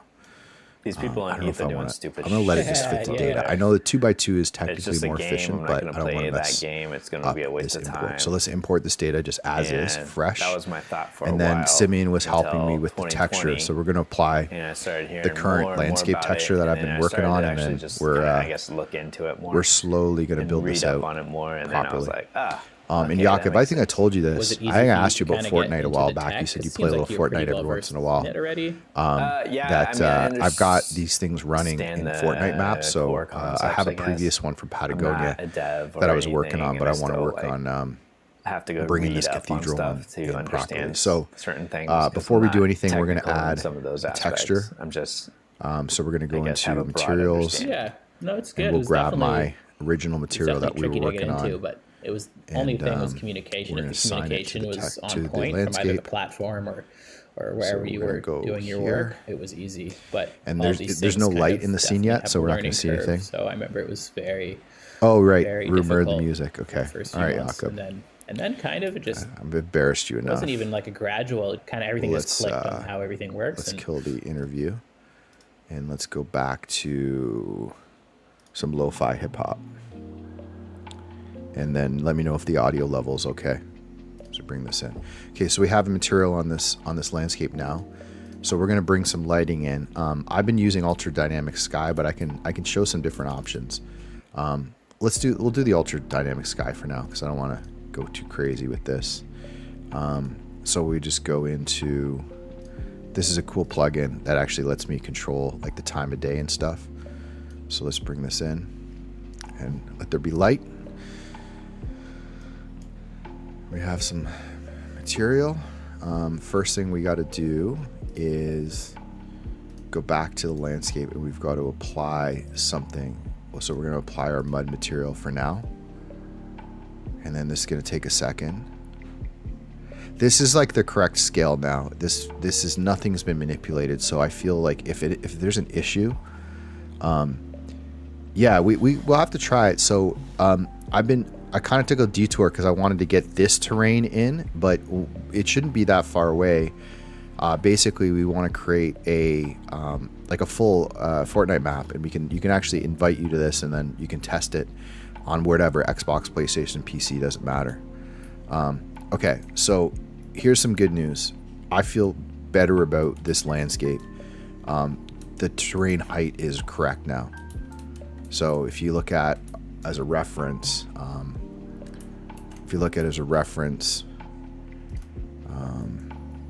this is the artwork, right, that I created. Sort of what we're gonna just use here. Go back to Unreal, right? It's now looking right in terms of the scale, which is great. The issue we're having is around because I'm just sort of new to the material stuff, is this triplanar stuff going on up here, but also just the regular tiling of this texture. So, Simeon, this is what we were talking about. The same issue we're having with, it's not just tiling, it's also curving on the surface. And you're right. I don't know why just by default that's doing that. I'll show you the material. So this is the material graph.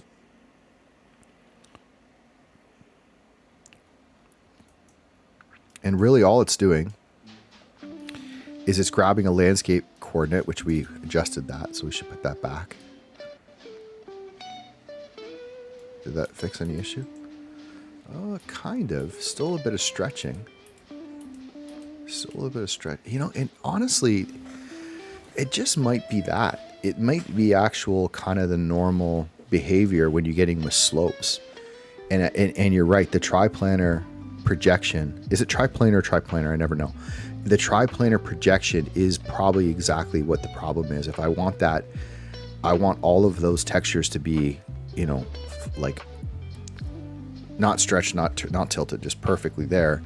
I feel like that's probably the main thing. It doesn't look too bad from back here, but it definitely has, yeah, that could be it. Because this is a pretty standard setup in Unreal Engine. Like basically, if you look at any tutorial, you look at anything, it's just a basic landscape coordinate with a scale factor with your textures, and then a bunch of it. I have a bunch of attribute values here for tint, for specular, for metal. I've got our slope mask in here, and then here's our layer mud. So what we were about to do before was we were about to go and create some masks to bring some grass and detail into this landscape. So if you see anything here, let me know. I can bring this up for you. I don't think so. I think it's just standard, and I think you nailed it at the beginning. If we want this to look good on a slope, we're going to need some tri-planar projection, which is basically like, I mean, it's a box projection, right? So it's basically, instead of trying to project this properly on all these curves, it's going to just treat it like a big box and just put the texture on the side, and it ends up looking proper. But it's working, which is nice. And if we wanted to kind of make this look better in the meantime, we could actually go into we'll save this one as a new version. Save current level as. Call this Cathedral 7. I keep versioning these up. Jakob, you brought out people. I think this is my record for streaming on YouTube, which is kind of funny. Well, it's not funny. It's just, it's tough to get live streams going. Was showing 5 on YouTube, 5 people. But we're building up. Hey, Jakob, if you're still there, I have an idea. I'm going to pitch you right now. And let me know if you want to do this at any point, because I'm going to start doing this with other artists. One, if you ever want to join and just hang for a bit, like, and just chat about art, what's going on in Web3, like just normal stuff, I'm going to set it up in my Discord for you to join in on either voice. Well, voice would be great, or video. Up to you, either one. I can bring your video into the stream, so the stream will go out on YouTube and Twitter and all that, and then you'll be live, and me and you can just chit-chat about Web3 stuff or art stuff while I'm working. And then the other option, if you want to go crazy, is if you want to live stream, if you're working on a piece and you're comfortable with that, I could actually do like a kind of a split screen deal. So we could have 2 screens up here. One would be what you're working on, one that's what I'm working on. And I actually want to lay this out. So it would be like, you know, me over here, you over there, split screen, what we're working on, and then the chat in the middle. And it's kind of like, it's not a duel, because we're not, it's just kind of like a cool thing for people to jump in and see 2 artists where we can chit chat, talk, answer questions, and just work. I'm trying to do stuff during this market, man, because like, I think it's so hard, right? Me and you are on the same page about this stuff. I can't chat with you right now. I wish we could. But like, there's stuff in Web3 like friend tech, and it's like people buying tokens of other artists. I just hate that stuff, because it's another place to invest your time and energy. And I got this like weird feeling that if we can get more artists doing this kind of stuff where we're just streaming our work and just chatting, like maybe it'll get some attention. If it doesn't though, when the markets flip, I think we'll be in a really good position, and I think we can start to control things a little bit better in terms of, you know, making art the center point of this stuff, as opposed to like, I'd rather sit here for 2 hours and stream with an artist working on whatever we're working on separately and chat with people than be spending like 4 hours on friend tech trying to sell keys and buy keys and, you know, do exclusive stuff there. It just kind of drives me nuts.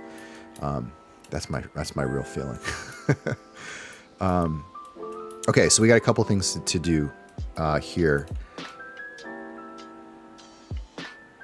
Yeah, no, not today. Yeah, no rush. Just like anytime in the future, we can schedule it. And it's up to you. We can do audio, we can do video, we can do whatever. But just keep that in mind. I think it'd be a fun idea.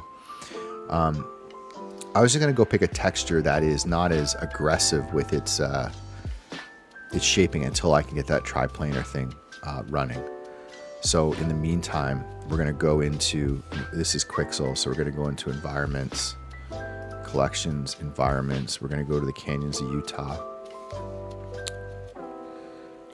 Natural. We'll go to the canyons of Utah. We're going to find a little bit better rock texture that doesn't have, like, maybe something like that's rocky ground, dry sand, canyon sandstone. Maybe. This is the one we're using. Oh no, we're using this one. There's just so much detail, and I feel like that it doesn't really. I mean, hold on. Let me try one more thing. Let me see what just happens if I drop the scale of it from here. And I also have to set up a bunch of different things with the slope. No, that's not going to work. That looks a little better. Let me try a different texture. This is a little experiment, and then we can fix that other. It'll look a little bit. I think this might be pretty good. Sandstone rock. This might be nice. Let's go with this one. Get some just red rock. That's kind of, it's like a simpler pattern. It doesn't matter if it's up, down, left, right. You're not going to notice the difference, I think. And then at least we'll have something that looks a little better while we work.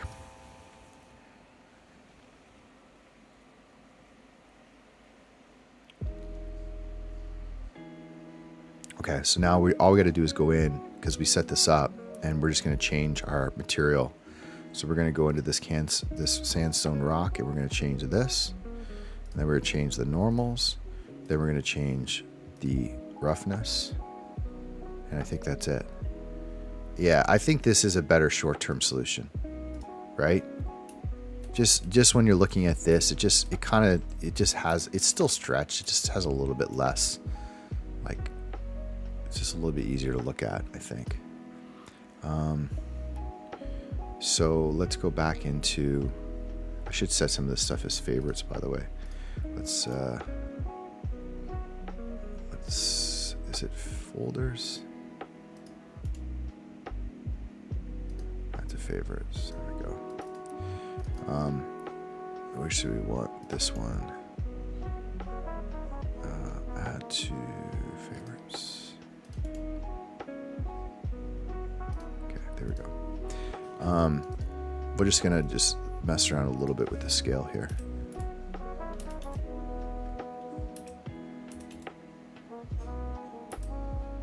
Maybe that was pretty close.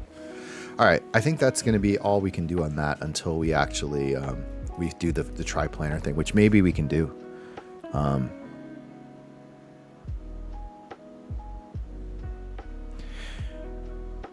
Yeah, what do you think for that? Like my thought, Simeon, is a couple things. Like, I've got to give you some inside info, right? I mean, income-wise, the Web3 stuff that we're doing is interesting.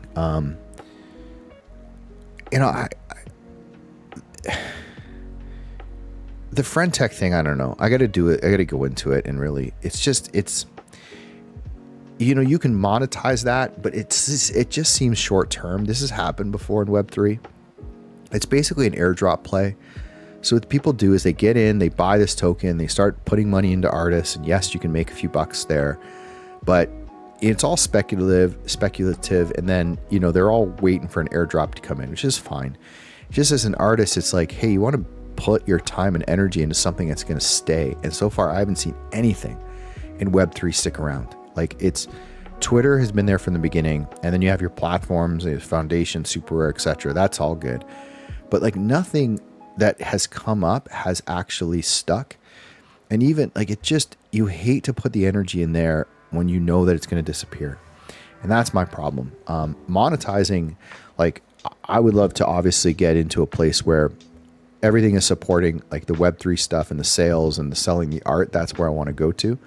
But the other revenue streams that I'm looking at is, okay, if we get to a point where actually I have a stream that has some traction, some success, obviously we can monetize the stream, do a lot of stuff with YouTube, tutorial videos, extra content there. that's an interesting place. And then the Fortnite is really interesting because the way Fortnite is setting up is there's like a revenue share going on there. So you can get a percentage of the total cut from the money that comes in from Fortnite, just based on how many people are engaging with your map and your world. So in my perfect scenario, I'd have, some audience here on the stream. We'd have the Web3 audience that I have, where I'm sort of creating these worlds and making art from them. And then inside that world, people can actually come into the Fortnite environment and actually run around and have a whole bunch of gameplay mechanics and cool experiences there.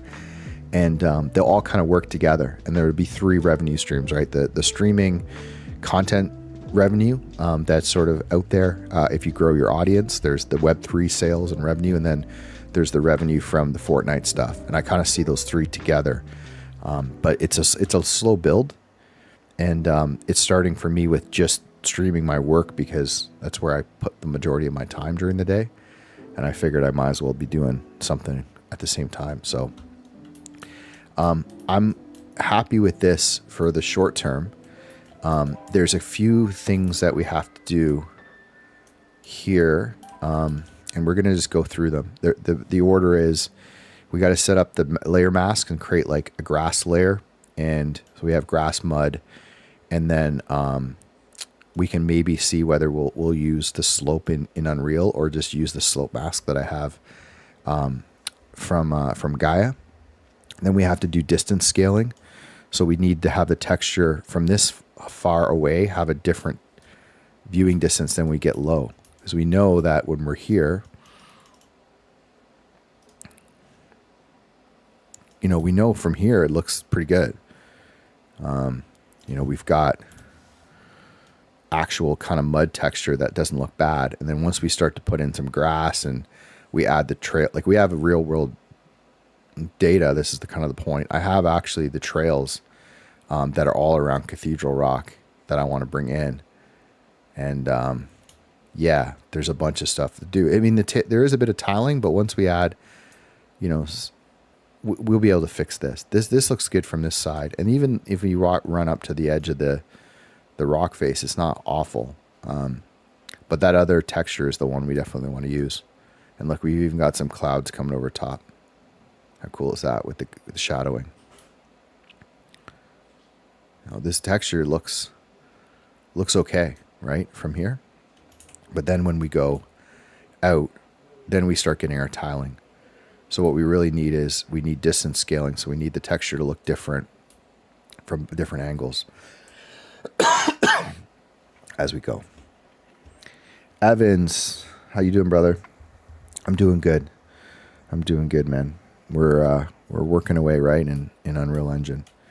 What I really love about this is what's going on here. This is really cool. So I was in GAEA. I created some river systems. So it predicted where the rivers were in our map. And it predicted, you can see there's, kind of a river system that runs through here, which is kind of the main river. It's called Oak Creek River. And there's a predicted river system here, which would probably be a creek bed dry, but it really kind of creates a cool effect because you can see we have the rocks on the side, and then we have some weird shading issues, but that's all good. We'll fix that. And then we've got this kind of cool canyon thing going. So I think when we get some real textures, it'll look cool. And then the other one is, while we're here, this is the other thing I was thinking about. So the cool thing with Bridge is that we have actual nanite text or nanite assets that we can use. So one of the options that I think is a short-term option is we could do like what they call kit bashing, right? So we could go into the canyons of Utah and we could actually start grabbing some of these massive, huge sandstone cliff stuff. So there's some really good ones I've seen up here, like say this, right? So if we take this, we download this in nanite and we just add it to our scene.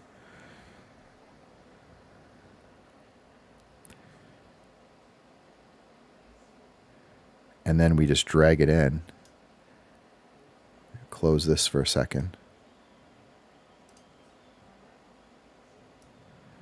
So watch the difference, right? If we go in here and we start messing around with these things, we can bring these into the terrain like that. And we can even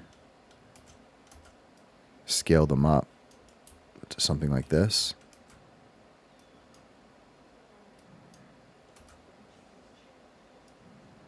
Rotate them. And we can basically replace all of these vertical textures with actual nanite mesh. And it's going to actually work, especially when we convert this whole landscape to nanite. It's going to actually run and work really well. Even in Fortnite. Fortnite uses nanite. Sorry, I can't get the distance here. Okay, my perspective. Right, so we can bring this into the rock face. And then we can simply duplicate it. You know, and you get some kind of repetition, but you can sort of adjust it. And if you kind of spend some time to do it properly, it starts to not really have, you know, bring in different assets into the scene, and essentially just build out an entire rock face, which, you know, might take some time, you know, a couple hours of work here to go through and do it, but it actually works really well. And what I want to do is actually get all of this vertical rock face from Blender and then bring it in as like one mesh and just add a texture to it. And it will eliminate all of that scaling issue. It'll look really good and accurate, but I just have to kind of get a workflow to do that. But yeah, here we go. So if I feel like I have a bunch of these already. So that's the one I think we used. So watch this. If we go, let's go to where our guy was. He was somewhere down here. We can put him. So let's go.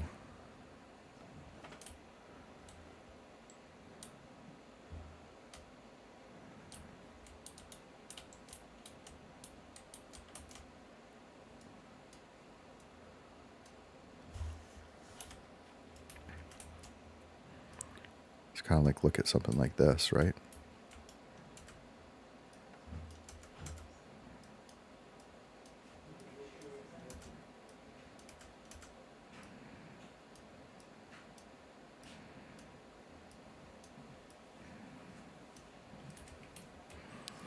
Just as an example. And obviously we can tilt this if we want.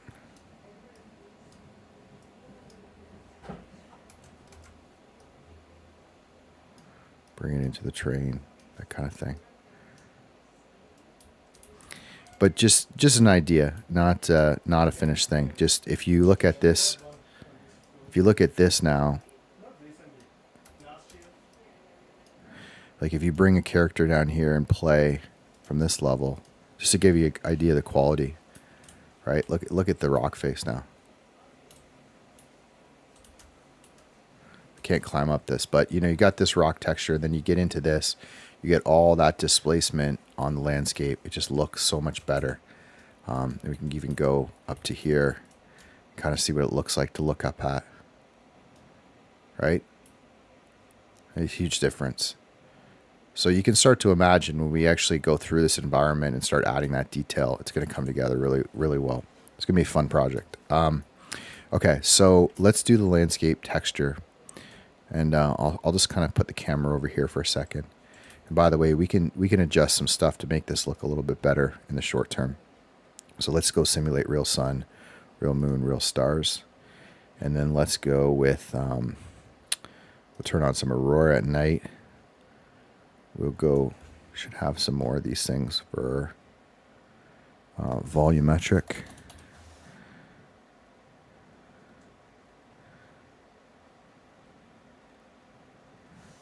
Volumetric fog. So we'll turn on volumetric fog. We'll turn on light rays. Okay, we've got those on. Let's turn on, I think it's a glare or bloom lens flare. So we'll turn on the lens flare. And there's a glare, something like that. Yeah, this is fine. And then we'll bring down the light a little bit. And then we can change the north yaw and sort of light this up a little bit from the side. And we can change the amount of fog in our scene, right? So we can go from that to that. And then we get kind of a cool hazy environment to work with. Okay. All right, let me go get this landscape thing going. So let's go first of all into our landscape material. Let's go in here. And what we want to do is we want to add a new layer. And the way we do this is very carefully. So the first thing is we go into here and we're going to add a new element. And we have mud. We're going to call this one dry grass. Or actually, we're going to call this one grass because I think that we just have blue grass in here. So now we have 2. And we're going to basically set up the same setup.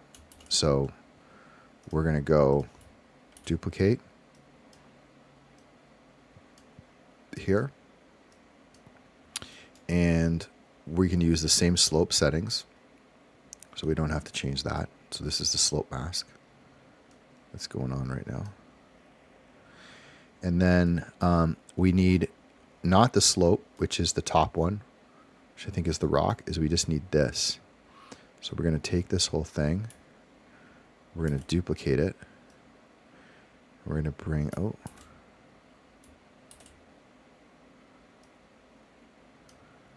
duplicate. There we go. We're going to bring it down here. And we're going to hook it up to the bottom. And we're going to hook up the rock to here. So basically what we've done is we've said, let's not change the rock, the rock face. Let's only change the base, which is currently mud, which is what you're kind of seeing, this red tiling thing. And we're going to keep the slope the same. So it, if the elevation is more sloped, it's going to go to the rock and not. And then all we got to do is to change this thing around. So what we have to do is we have to make sure that each of these parameters is set up separately. And I think that we can just change this to M2. Hopefully it doesn't, it keeps it the same. So that's the first scale parameter. We need to change this to M2 color. We need to change this to M2 ORD. We need to change this to M2 normal. We need to go here into the tint. So we're going to call this MO2 tint. We're going to call this, this is slope, so that's not right. We need this to be MO2 specular, MO2 metal, and I think that's it. And then let's just make sure these are correct. So these are actually, this is M1.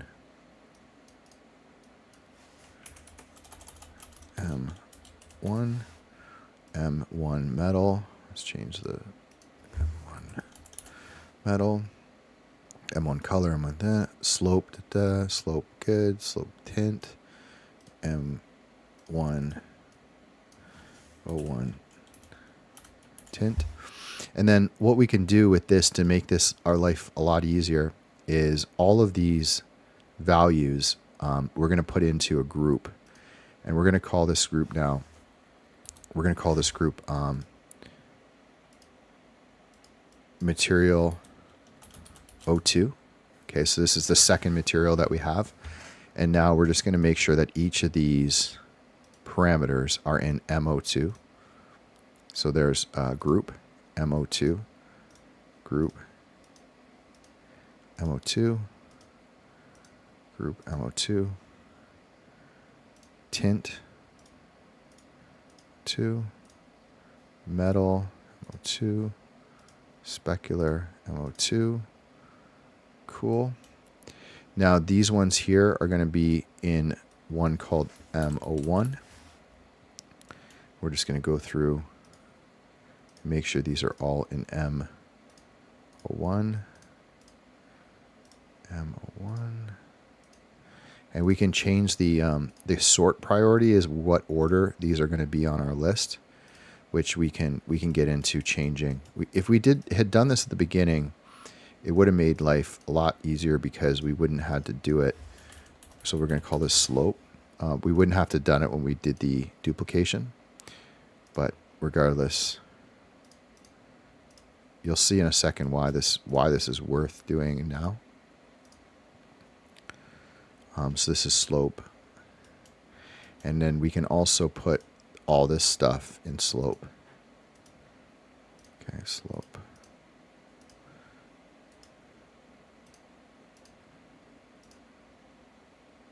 I think that's it. Okay, so we're going to save this.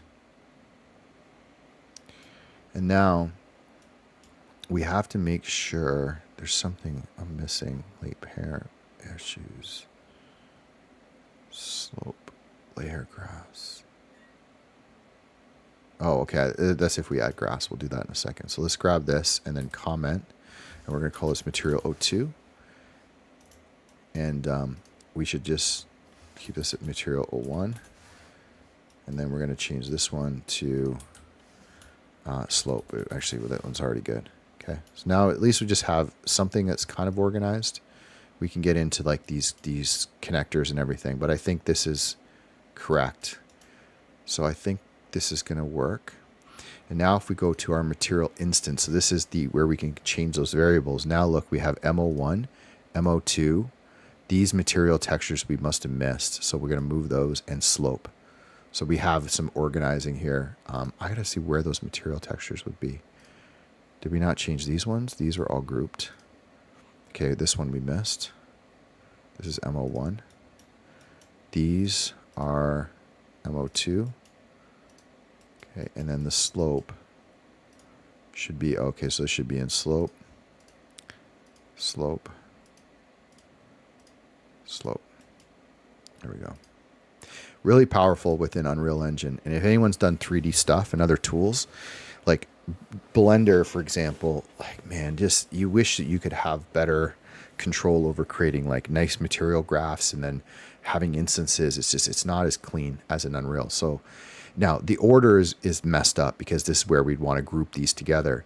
But now this is affecting material 1, which for us is mud, material 2, which for us is going to be grass, and then the slope. So we can now at least manipulate some of these data sliders and stuff and know where we're working on.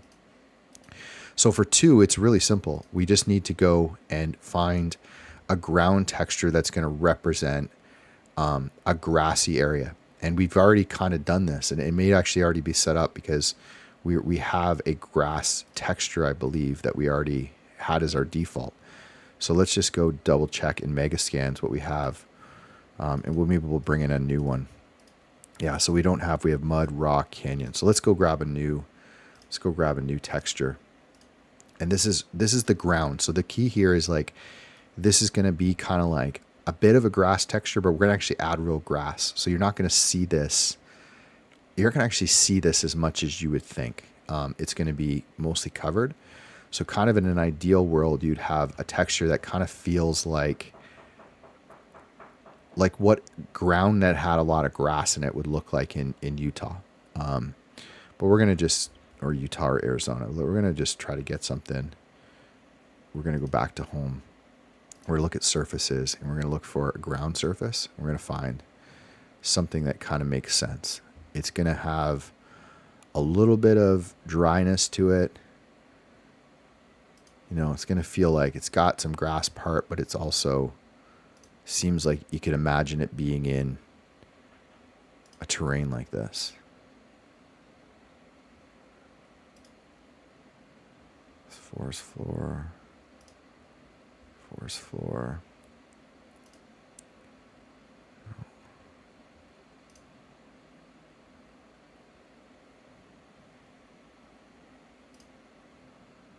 So this is like a bit of mossy sandy ground. That's kind of interesting. That might be a good texture to use. Rocky soil ground. It's kind of cool. Dirt road. Dry rock, weedy mud ground. That's actually an interesting one for some of the mud stuff. Rocky soil. Anything with like a little bit of red rock and grass would be perfect. Scarce grass on damp soil. It's kind of cool. Dried grass on moss. Pine needles. Dried leaves. No. Even this is kind of cool. It's got a bit of the rock coming through. Kind of like this one. This would probably look good with some grass. I'd like to see if we could get a dry one like this. So this one's kind of good. Let's just save that one. Might as well just download it now. Okay, so let's look for if we can get something like this, but just like a little bit more dry.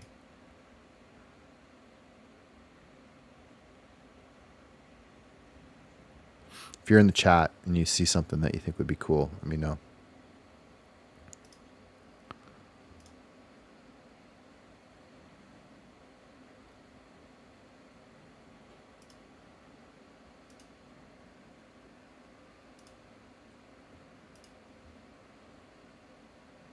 Even this is kind of neat. It's just, I feel like the rock part though. I think we're going to go, because we might have a separate one for dry grass. So let's go with the one that we saw. Let's go with this for now. So we've downloaded it. We're going to add it in to Unreal Engine. So it's going to create a new grass right here. And now we're going to go back to our material, and we're just going to fill this in. So it's pretty straightforward. We just open up the grass and we have our 3 textures that we need. So this is the color, and then we need the normal, and then we need the ORD, which we're really just using for roughness, and that's it. So now that's all in material 2, and we can save it. And now with any luck, if I did this right, what we should have is we should have a new material option in our paint. We don't. Let me think through. What did I do? Save this. I know I missed a step. I just can't think of what it would be.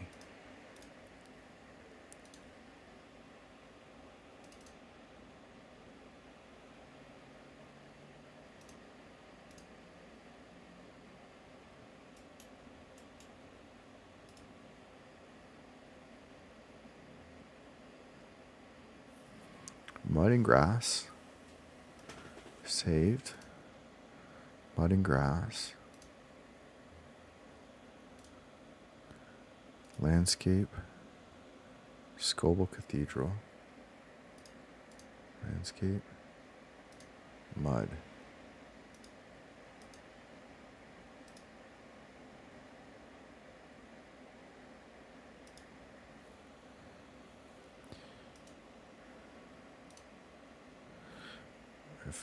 Before I go look this up,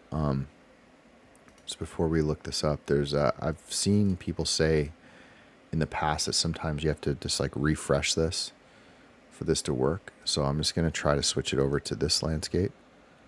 It's going to take a second, and then I'll switch it back and see if it shows up.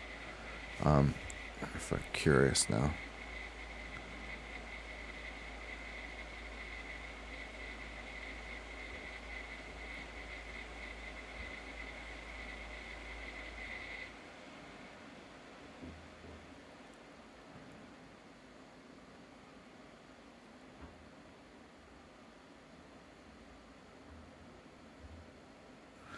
Okay, and then let's put it back. I don't know if that's going to fix it or not, but we're going to see. And then we'll start looking into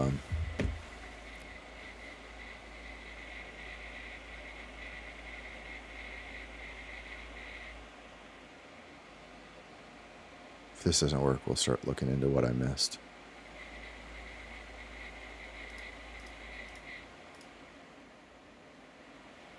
Oh, there we go. Okay, so when in doubt, you know. Okay, so if we go to grass and we just go down to where, let's go to where we added that texture so we can kind of see it. I think it was over here.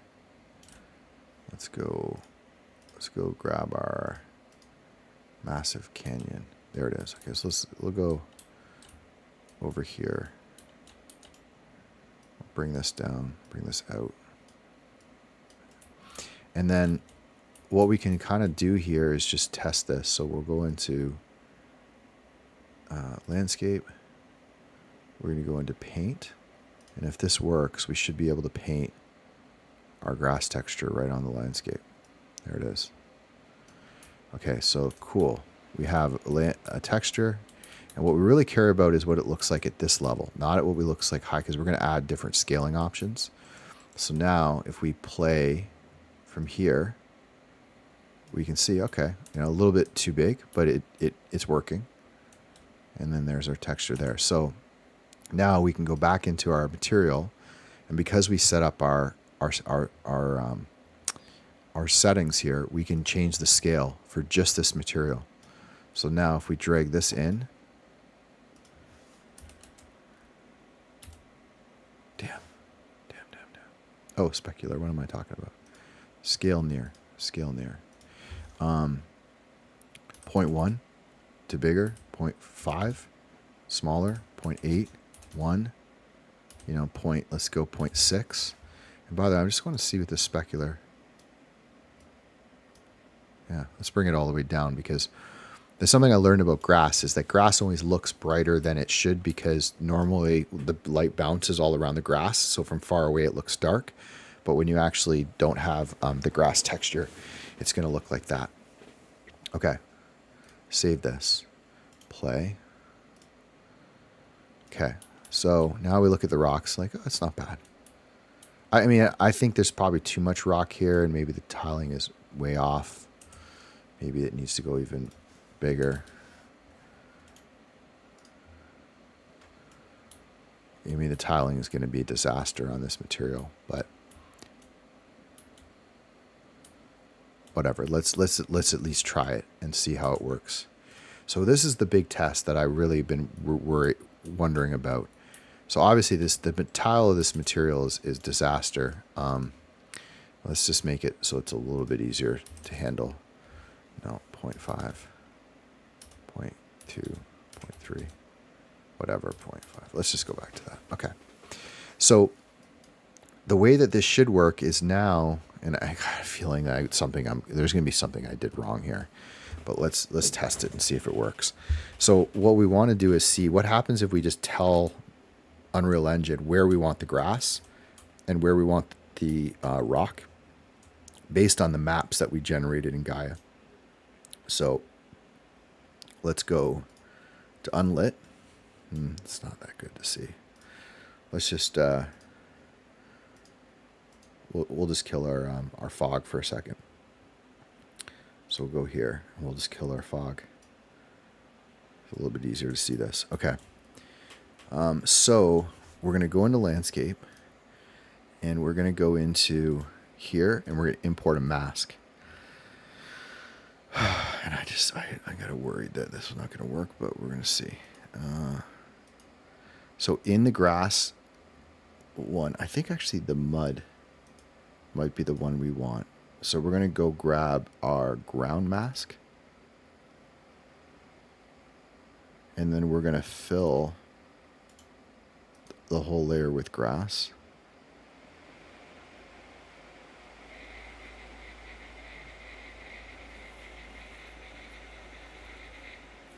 Hoping this is going to work, but I have kind of low confidence. Okay, so we filled this with grass, and now we want to go to the mud layer, back into manage, in here, and we want to import this mask.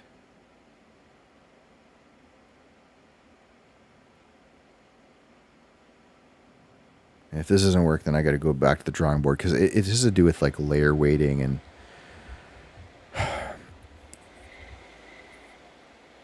I don't think that it did anything. I don't think it did anything.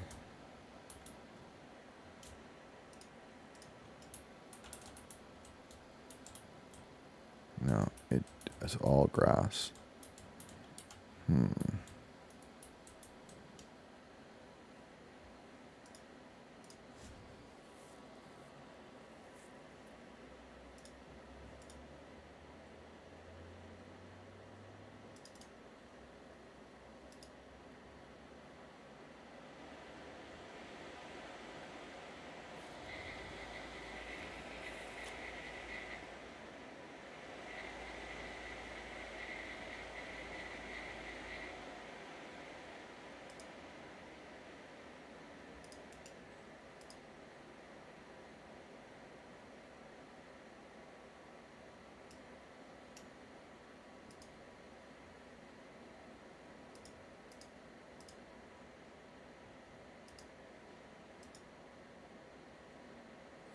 Oh, so stupid.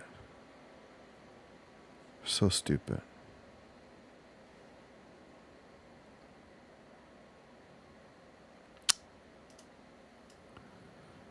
Damn. Okay.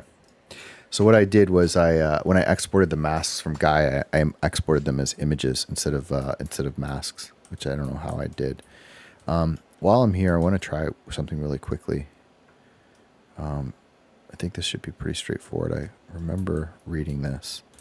I think if we were to, instead of using, this is my own curiosity, what are we using here? We're using the grass texture? Yeah, we're using the grass texture. So I'm just curious if we change the texture to a file that I import.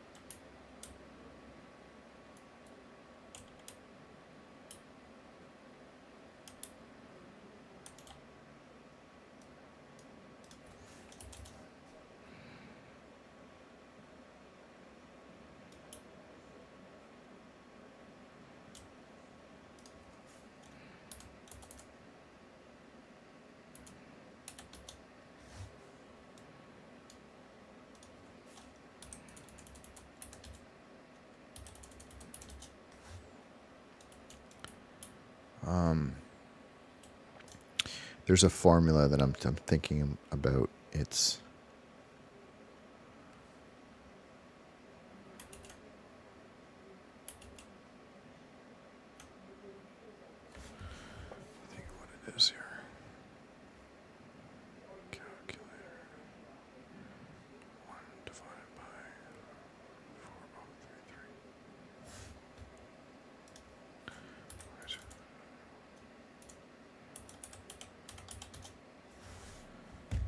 got it.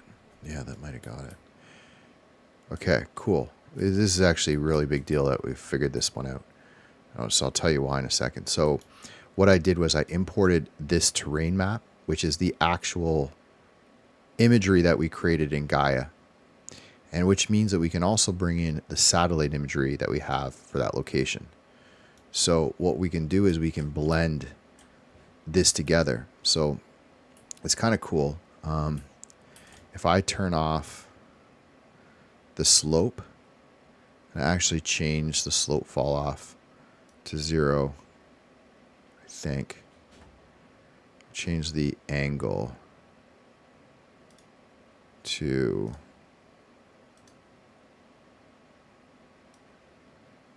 let's just change it to 0. Okay.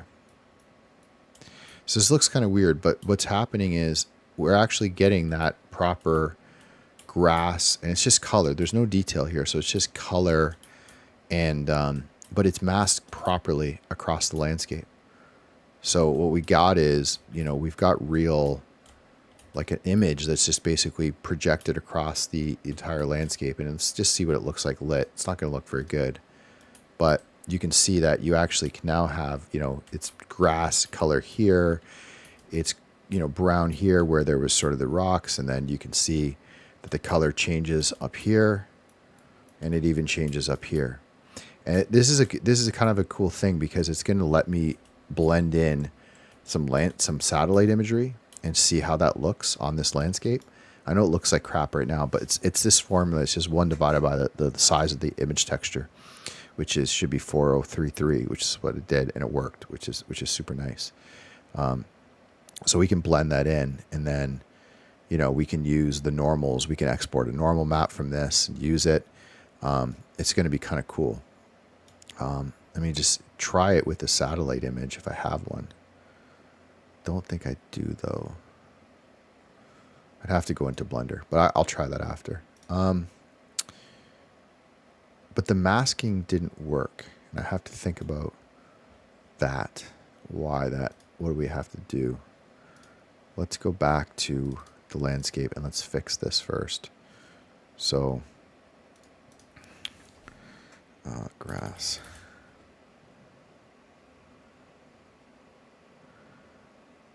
It's interesting, there's some grass textures here.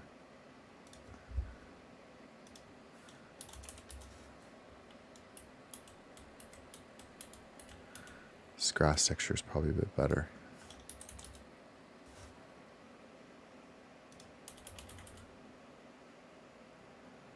This is the normal.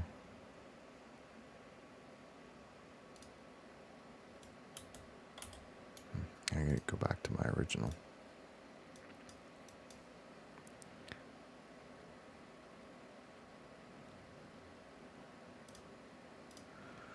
This may end up not being the best texture to use, but whatever.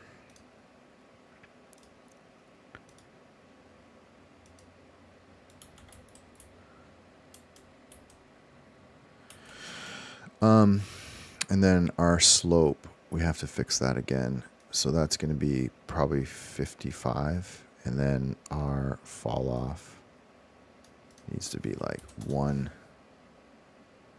And our contrast needs to be like 5, I think.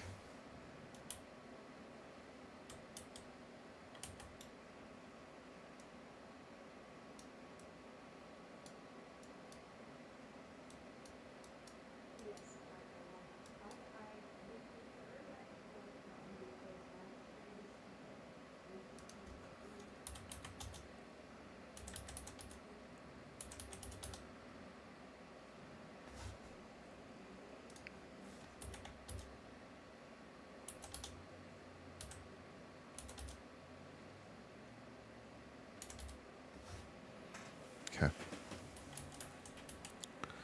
least we have that running. And then we can flip this back to, yeah, I really wish I got to figure out why that's not working. So we have a mud texture and we have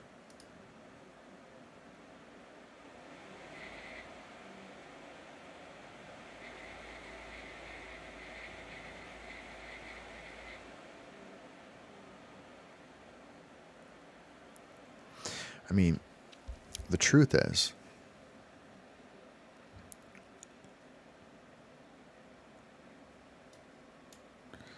yeah, I don't know with this whole,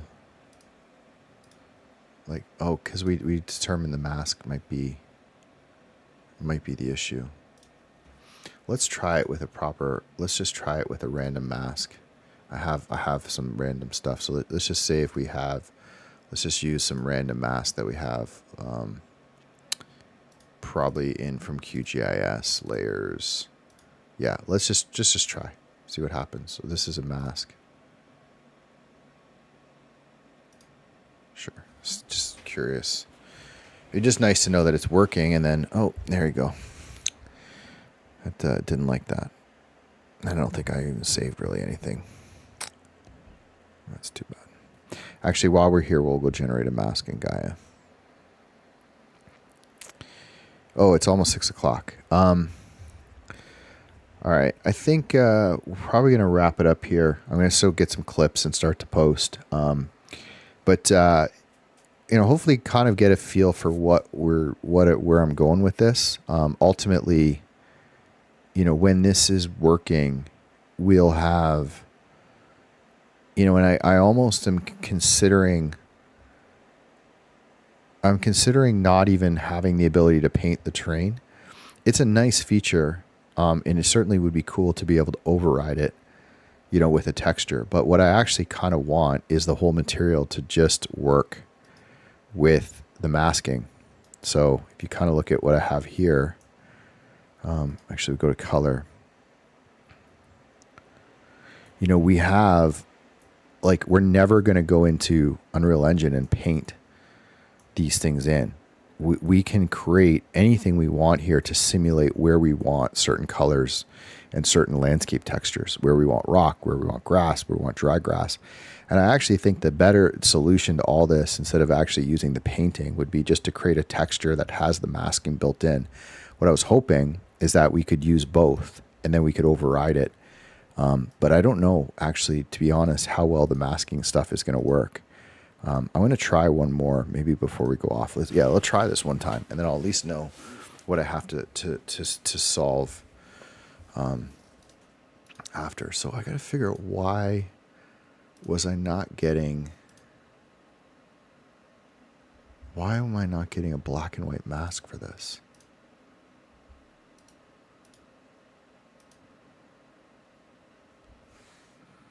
I've done this literally before.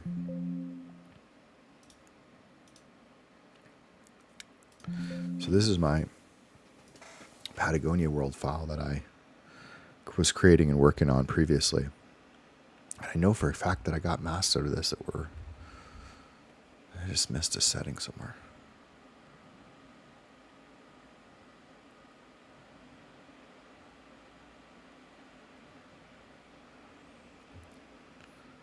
So this is our landscape from Patagonia, and if we go to our color, we have this, and then we had these masks. So there's our mask with an output, and then for the output we have our color, and then we have these masks that were great. So what did we do different? Raw, PNG 8-bit, save to build folder.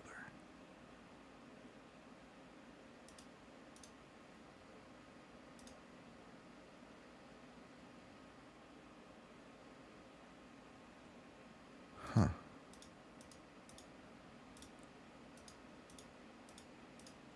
Just gotta maybe make sure that I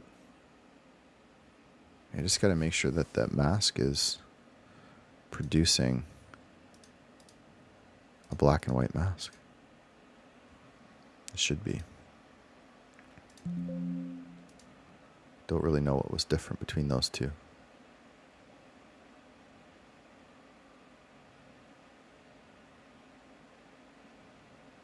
Oh, I see it. So stupid. I see it. So I'm using so dumb. I don't actually have...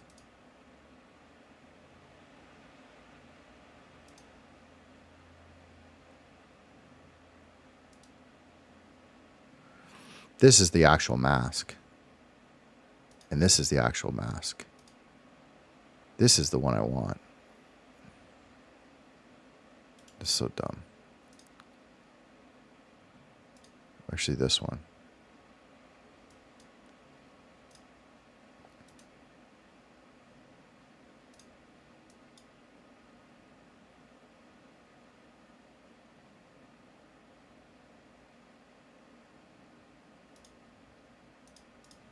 I have to clean this up after, but yeah, because this is just a black and white mask. This is what's representing the difference between the grass and the rocks. So actually, this is the one we want. Mask, ground. And we can just bypass all this other stuff right now. Hopefully it doesn't do it.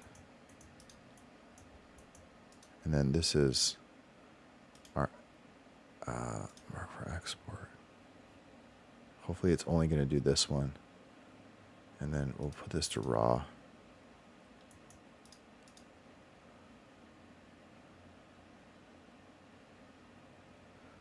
Let's see.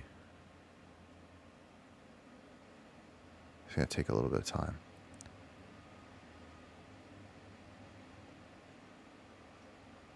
Yeah, so basically what we're doing,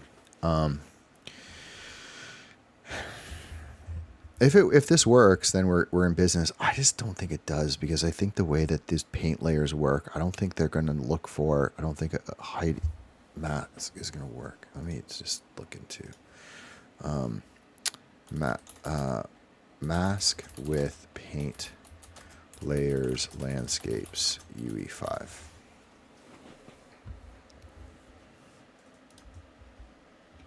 Hi, welcome again. Today I'm talking about how to right. And here Inside the landscape material. version. Basically, it's not auto Manually material. painting. It's just simple No. layer blend material, but you can use auto material. There's no issue. So let me show you how the landscape material is created. We have the layer blend over here. Yeah, I mean, we Right, can and make then the masks. rocks, We can make the masks inside. That's an option. I just wanted to see if we could get it.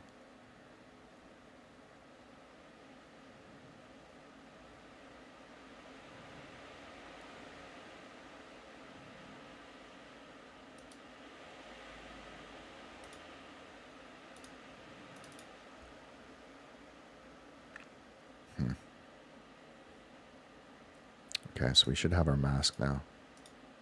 There it is. See the difference? Right, so what we have now is... Well, we're going to test it. I don't think it's going to work, to be honest, but I wanted to see. I have to close that window for a second. So like what I exported before was this, which was a color one, but this is the mask. And this is going to tell... it should tell Unreal Engine where to put the grass and where to put the ground. I just don't know if it's set up for that. It might be the way, it might be the blend method that we used when we set it up. It could be a bunch of things.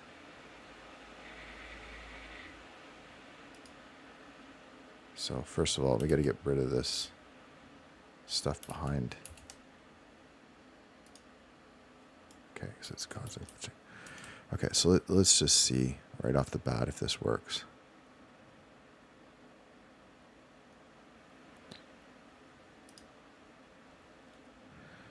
So we're in mud. We have grass.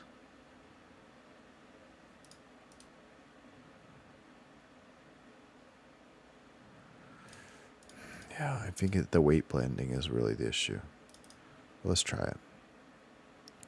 So what we were trying to do is import a mask to say where we want this. Maybe Unreal will handle it. I don't know. We don't want this.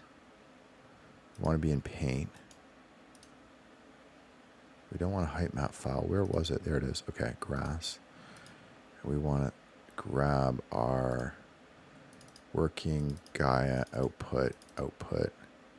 We want this guy. And import. Oh, well, it is exactly the landscape extent. I don't understand that. Let's see what it does, if anything.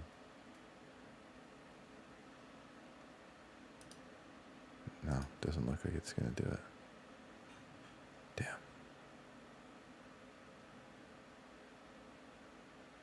Okay, so that's going to be a task to figure out is how we can pull that that mask data in. What I was saying we could do is, since we're on the mud layer, we could just try this. I think really quick. I should end the stream. I'm kind of in the zone. I really desperately would love to see this actually working. Is that this is like we're basically already blending these two based on an alpha. So like a kind of a cheat shortcut would be we could blend on the mud with, instead of the rock, we could blend it with the grass. So we'll just switch it to this, or actually maybe a better way to do it is before that, we could just duplicate this. Okay. So this is a blend material, and we could put A in here, B in here. But then for the alpha, we want to add a mask. And I don't know if we can just drop a mask in.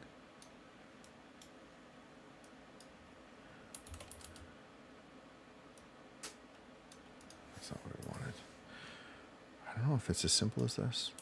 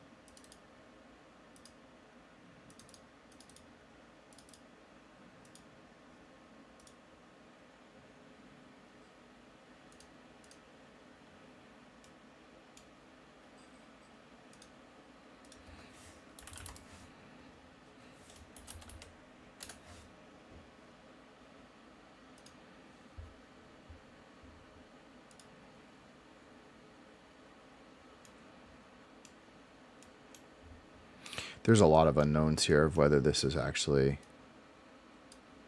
going to do what I want it to do or not. I have not a great feeling about it, but you never know.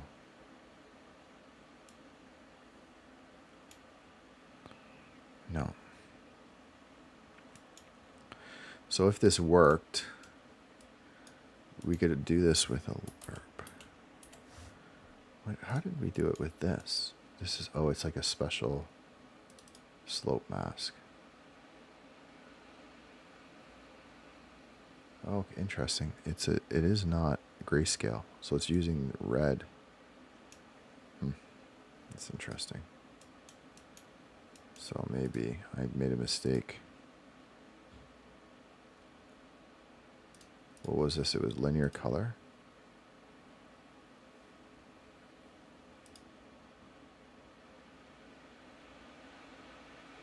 I feel like it did something. Didn't it look like it did something?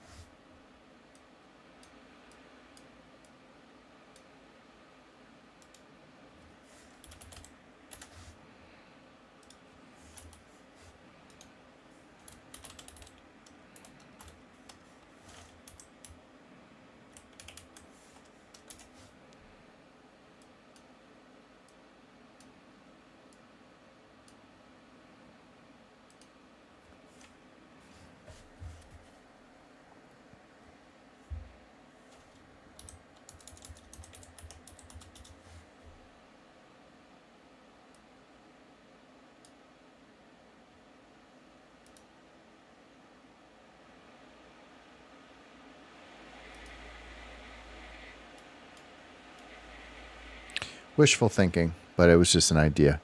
I was trying to see if I could get this in as an alpha, and I don't really know what they look for, how kind of Unreal Engine is set up when it comes to alpha masks and that kind of thing, because it looks like it's just exporting a raw. And I honestly don't know. I don't know enough about this, but what it would look for here to blend between these two. Lerp.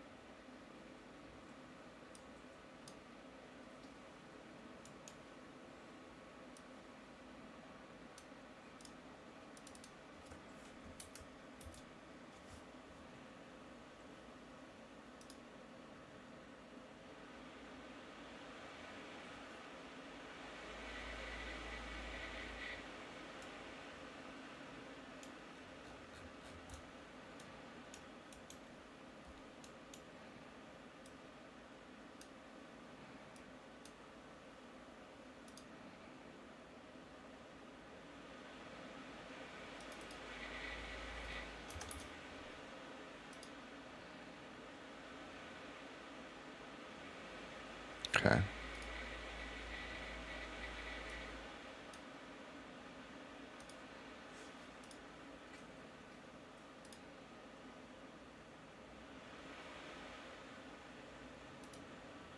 Didn't like that.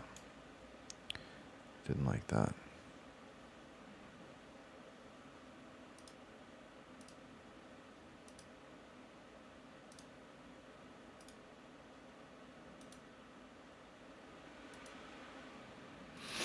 I have to understand this a little bit more, maybe, because I mean, I don't even the way that this is.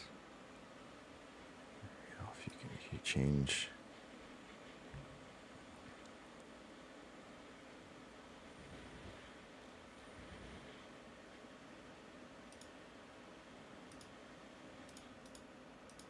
It's just using the red channel. Anyway, okay, I'll look into it. But yeah, either way, that's what we're trying to do next. Is we're trying to get the masking to work. I'm also curious like how it's set up in Brushify. So I'll do some research and we'll come back tomorrow, and hopefully we can start to get the texturing set up on this landscape, and then we can start to add some more fun stuff into here. So thanks for hanging out. Thanks for coming. I'm going to end the stream, and we'll see you guys tomorrow.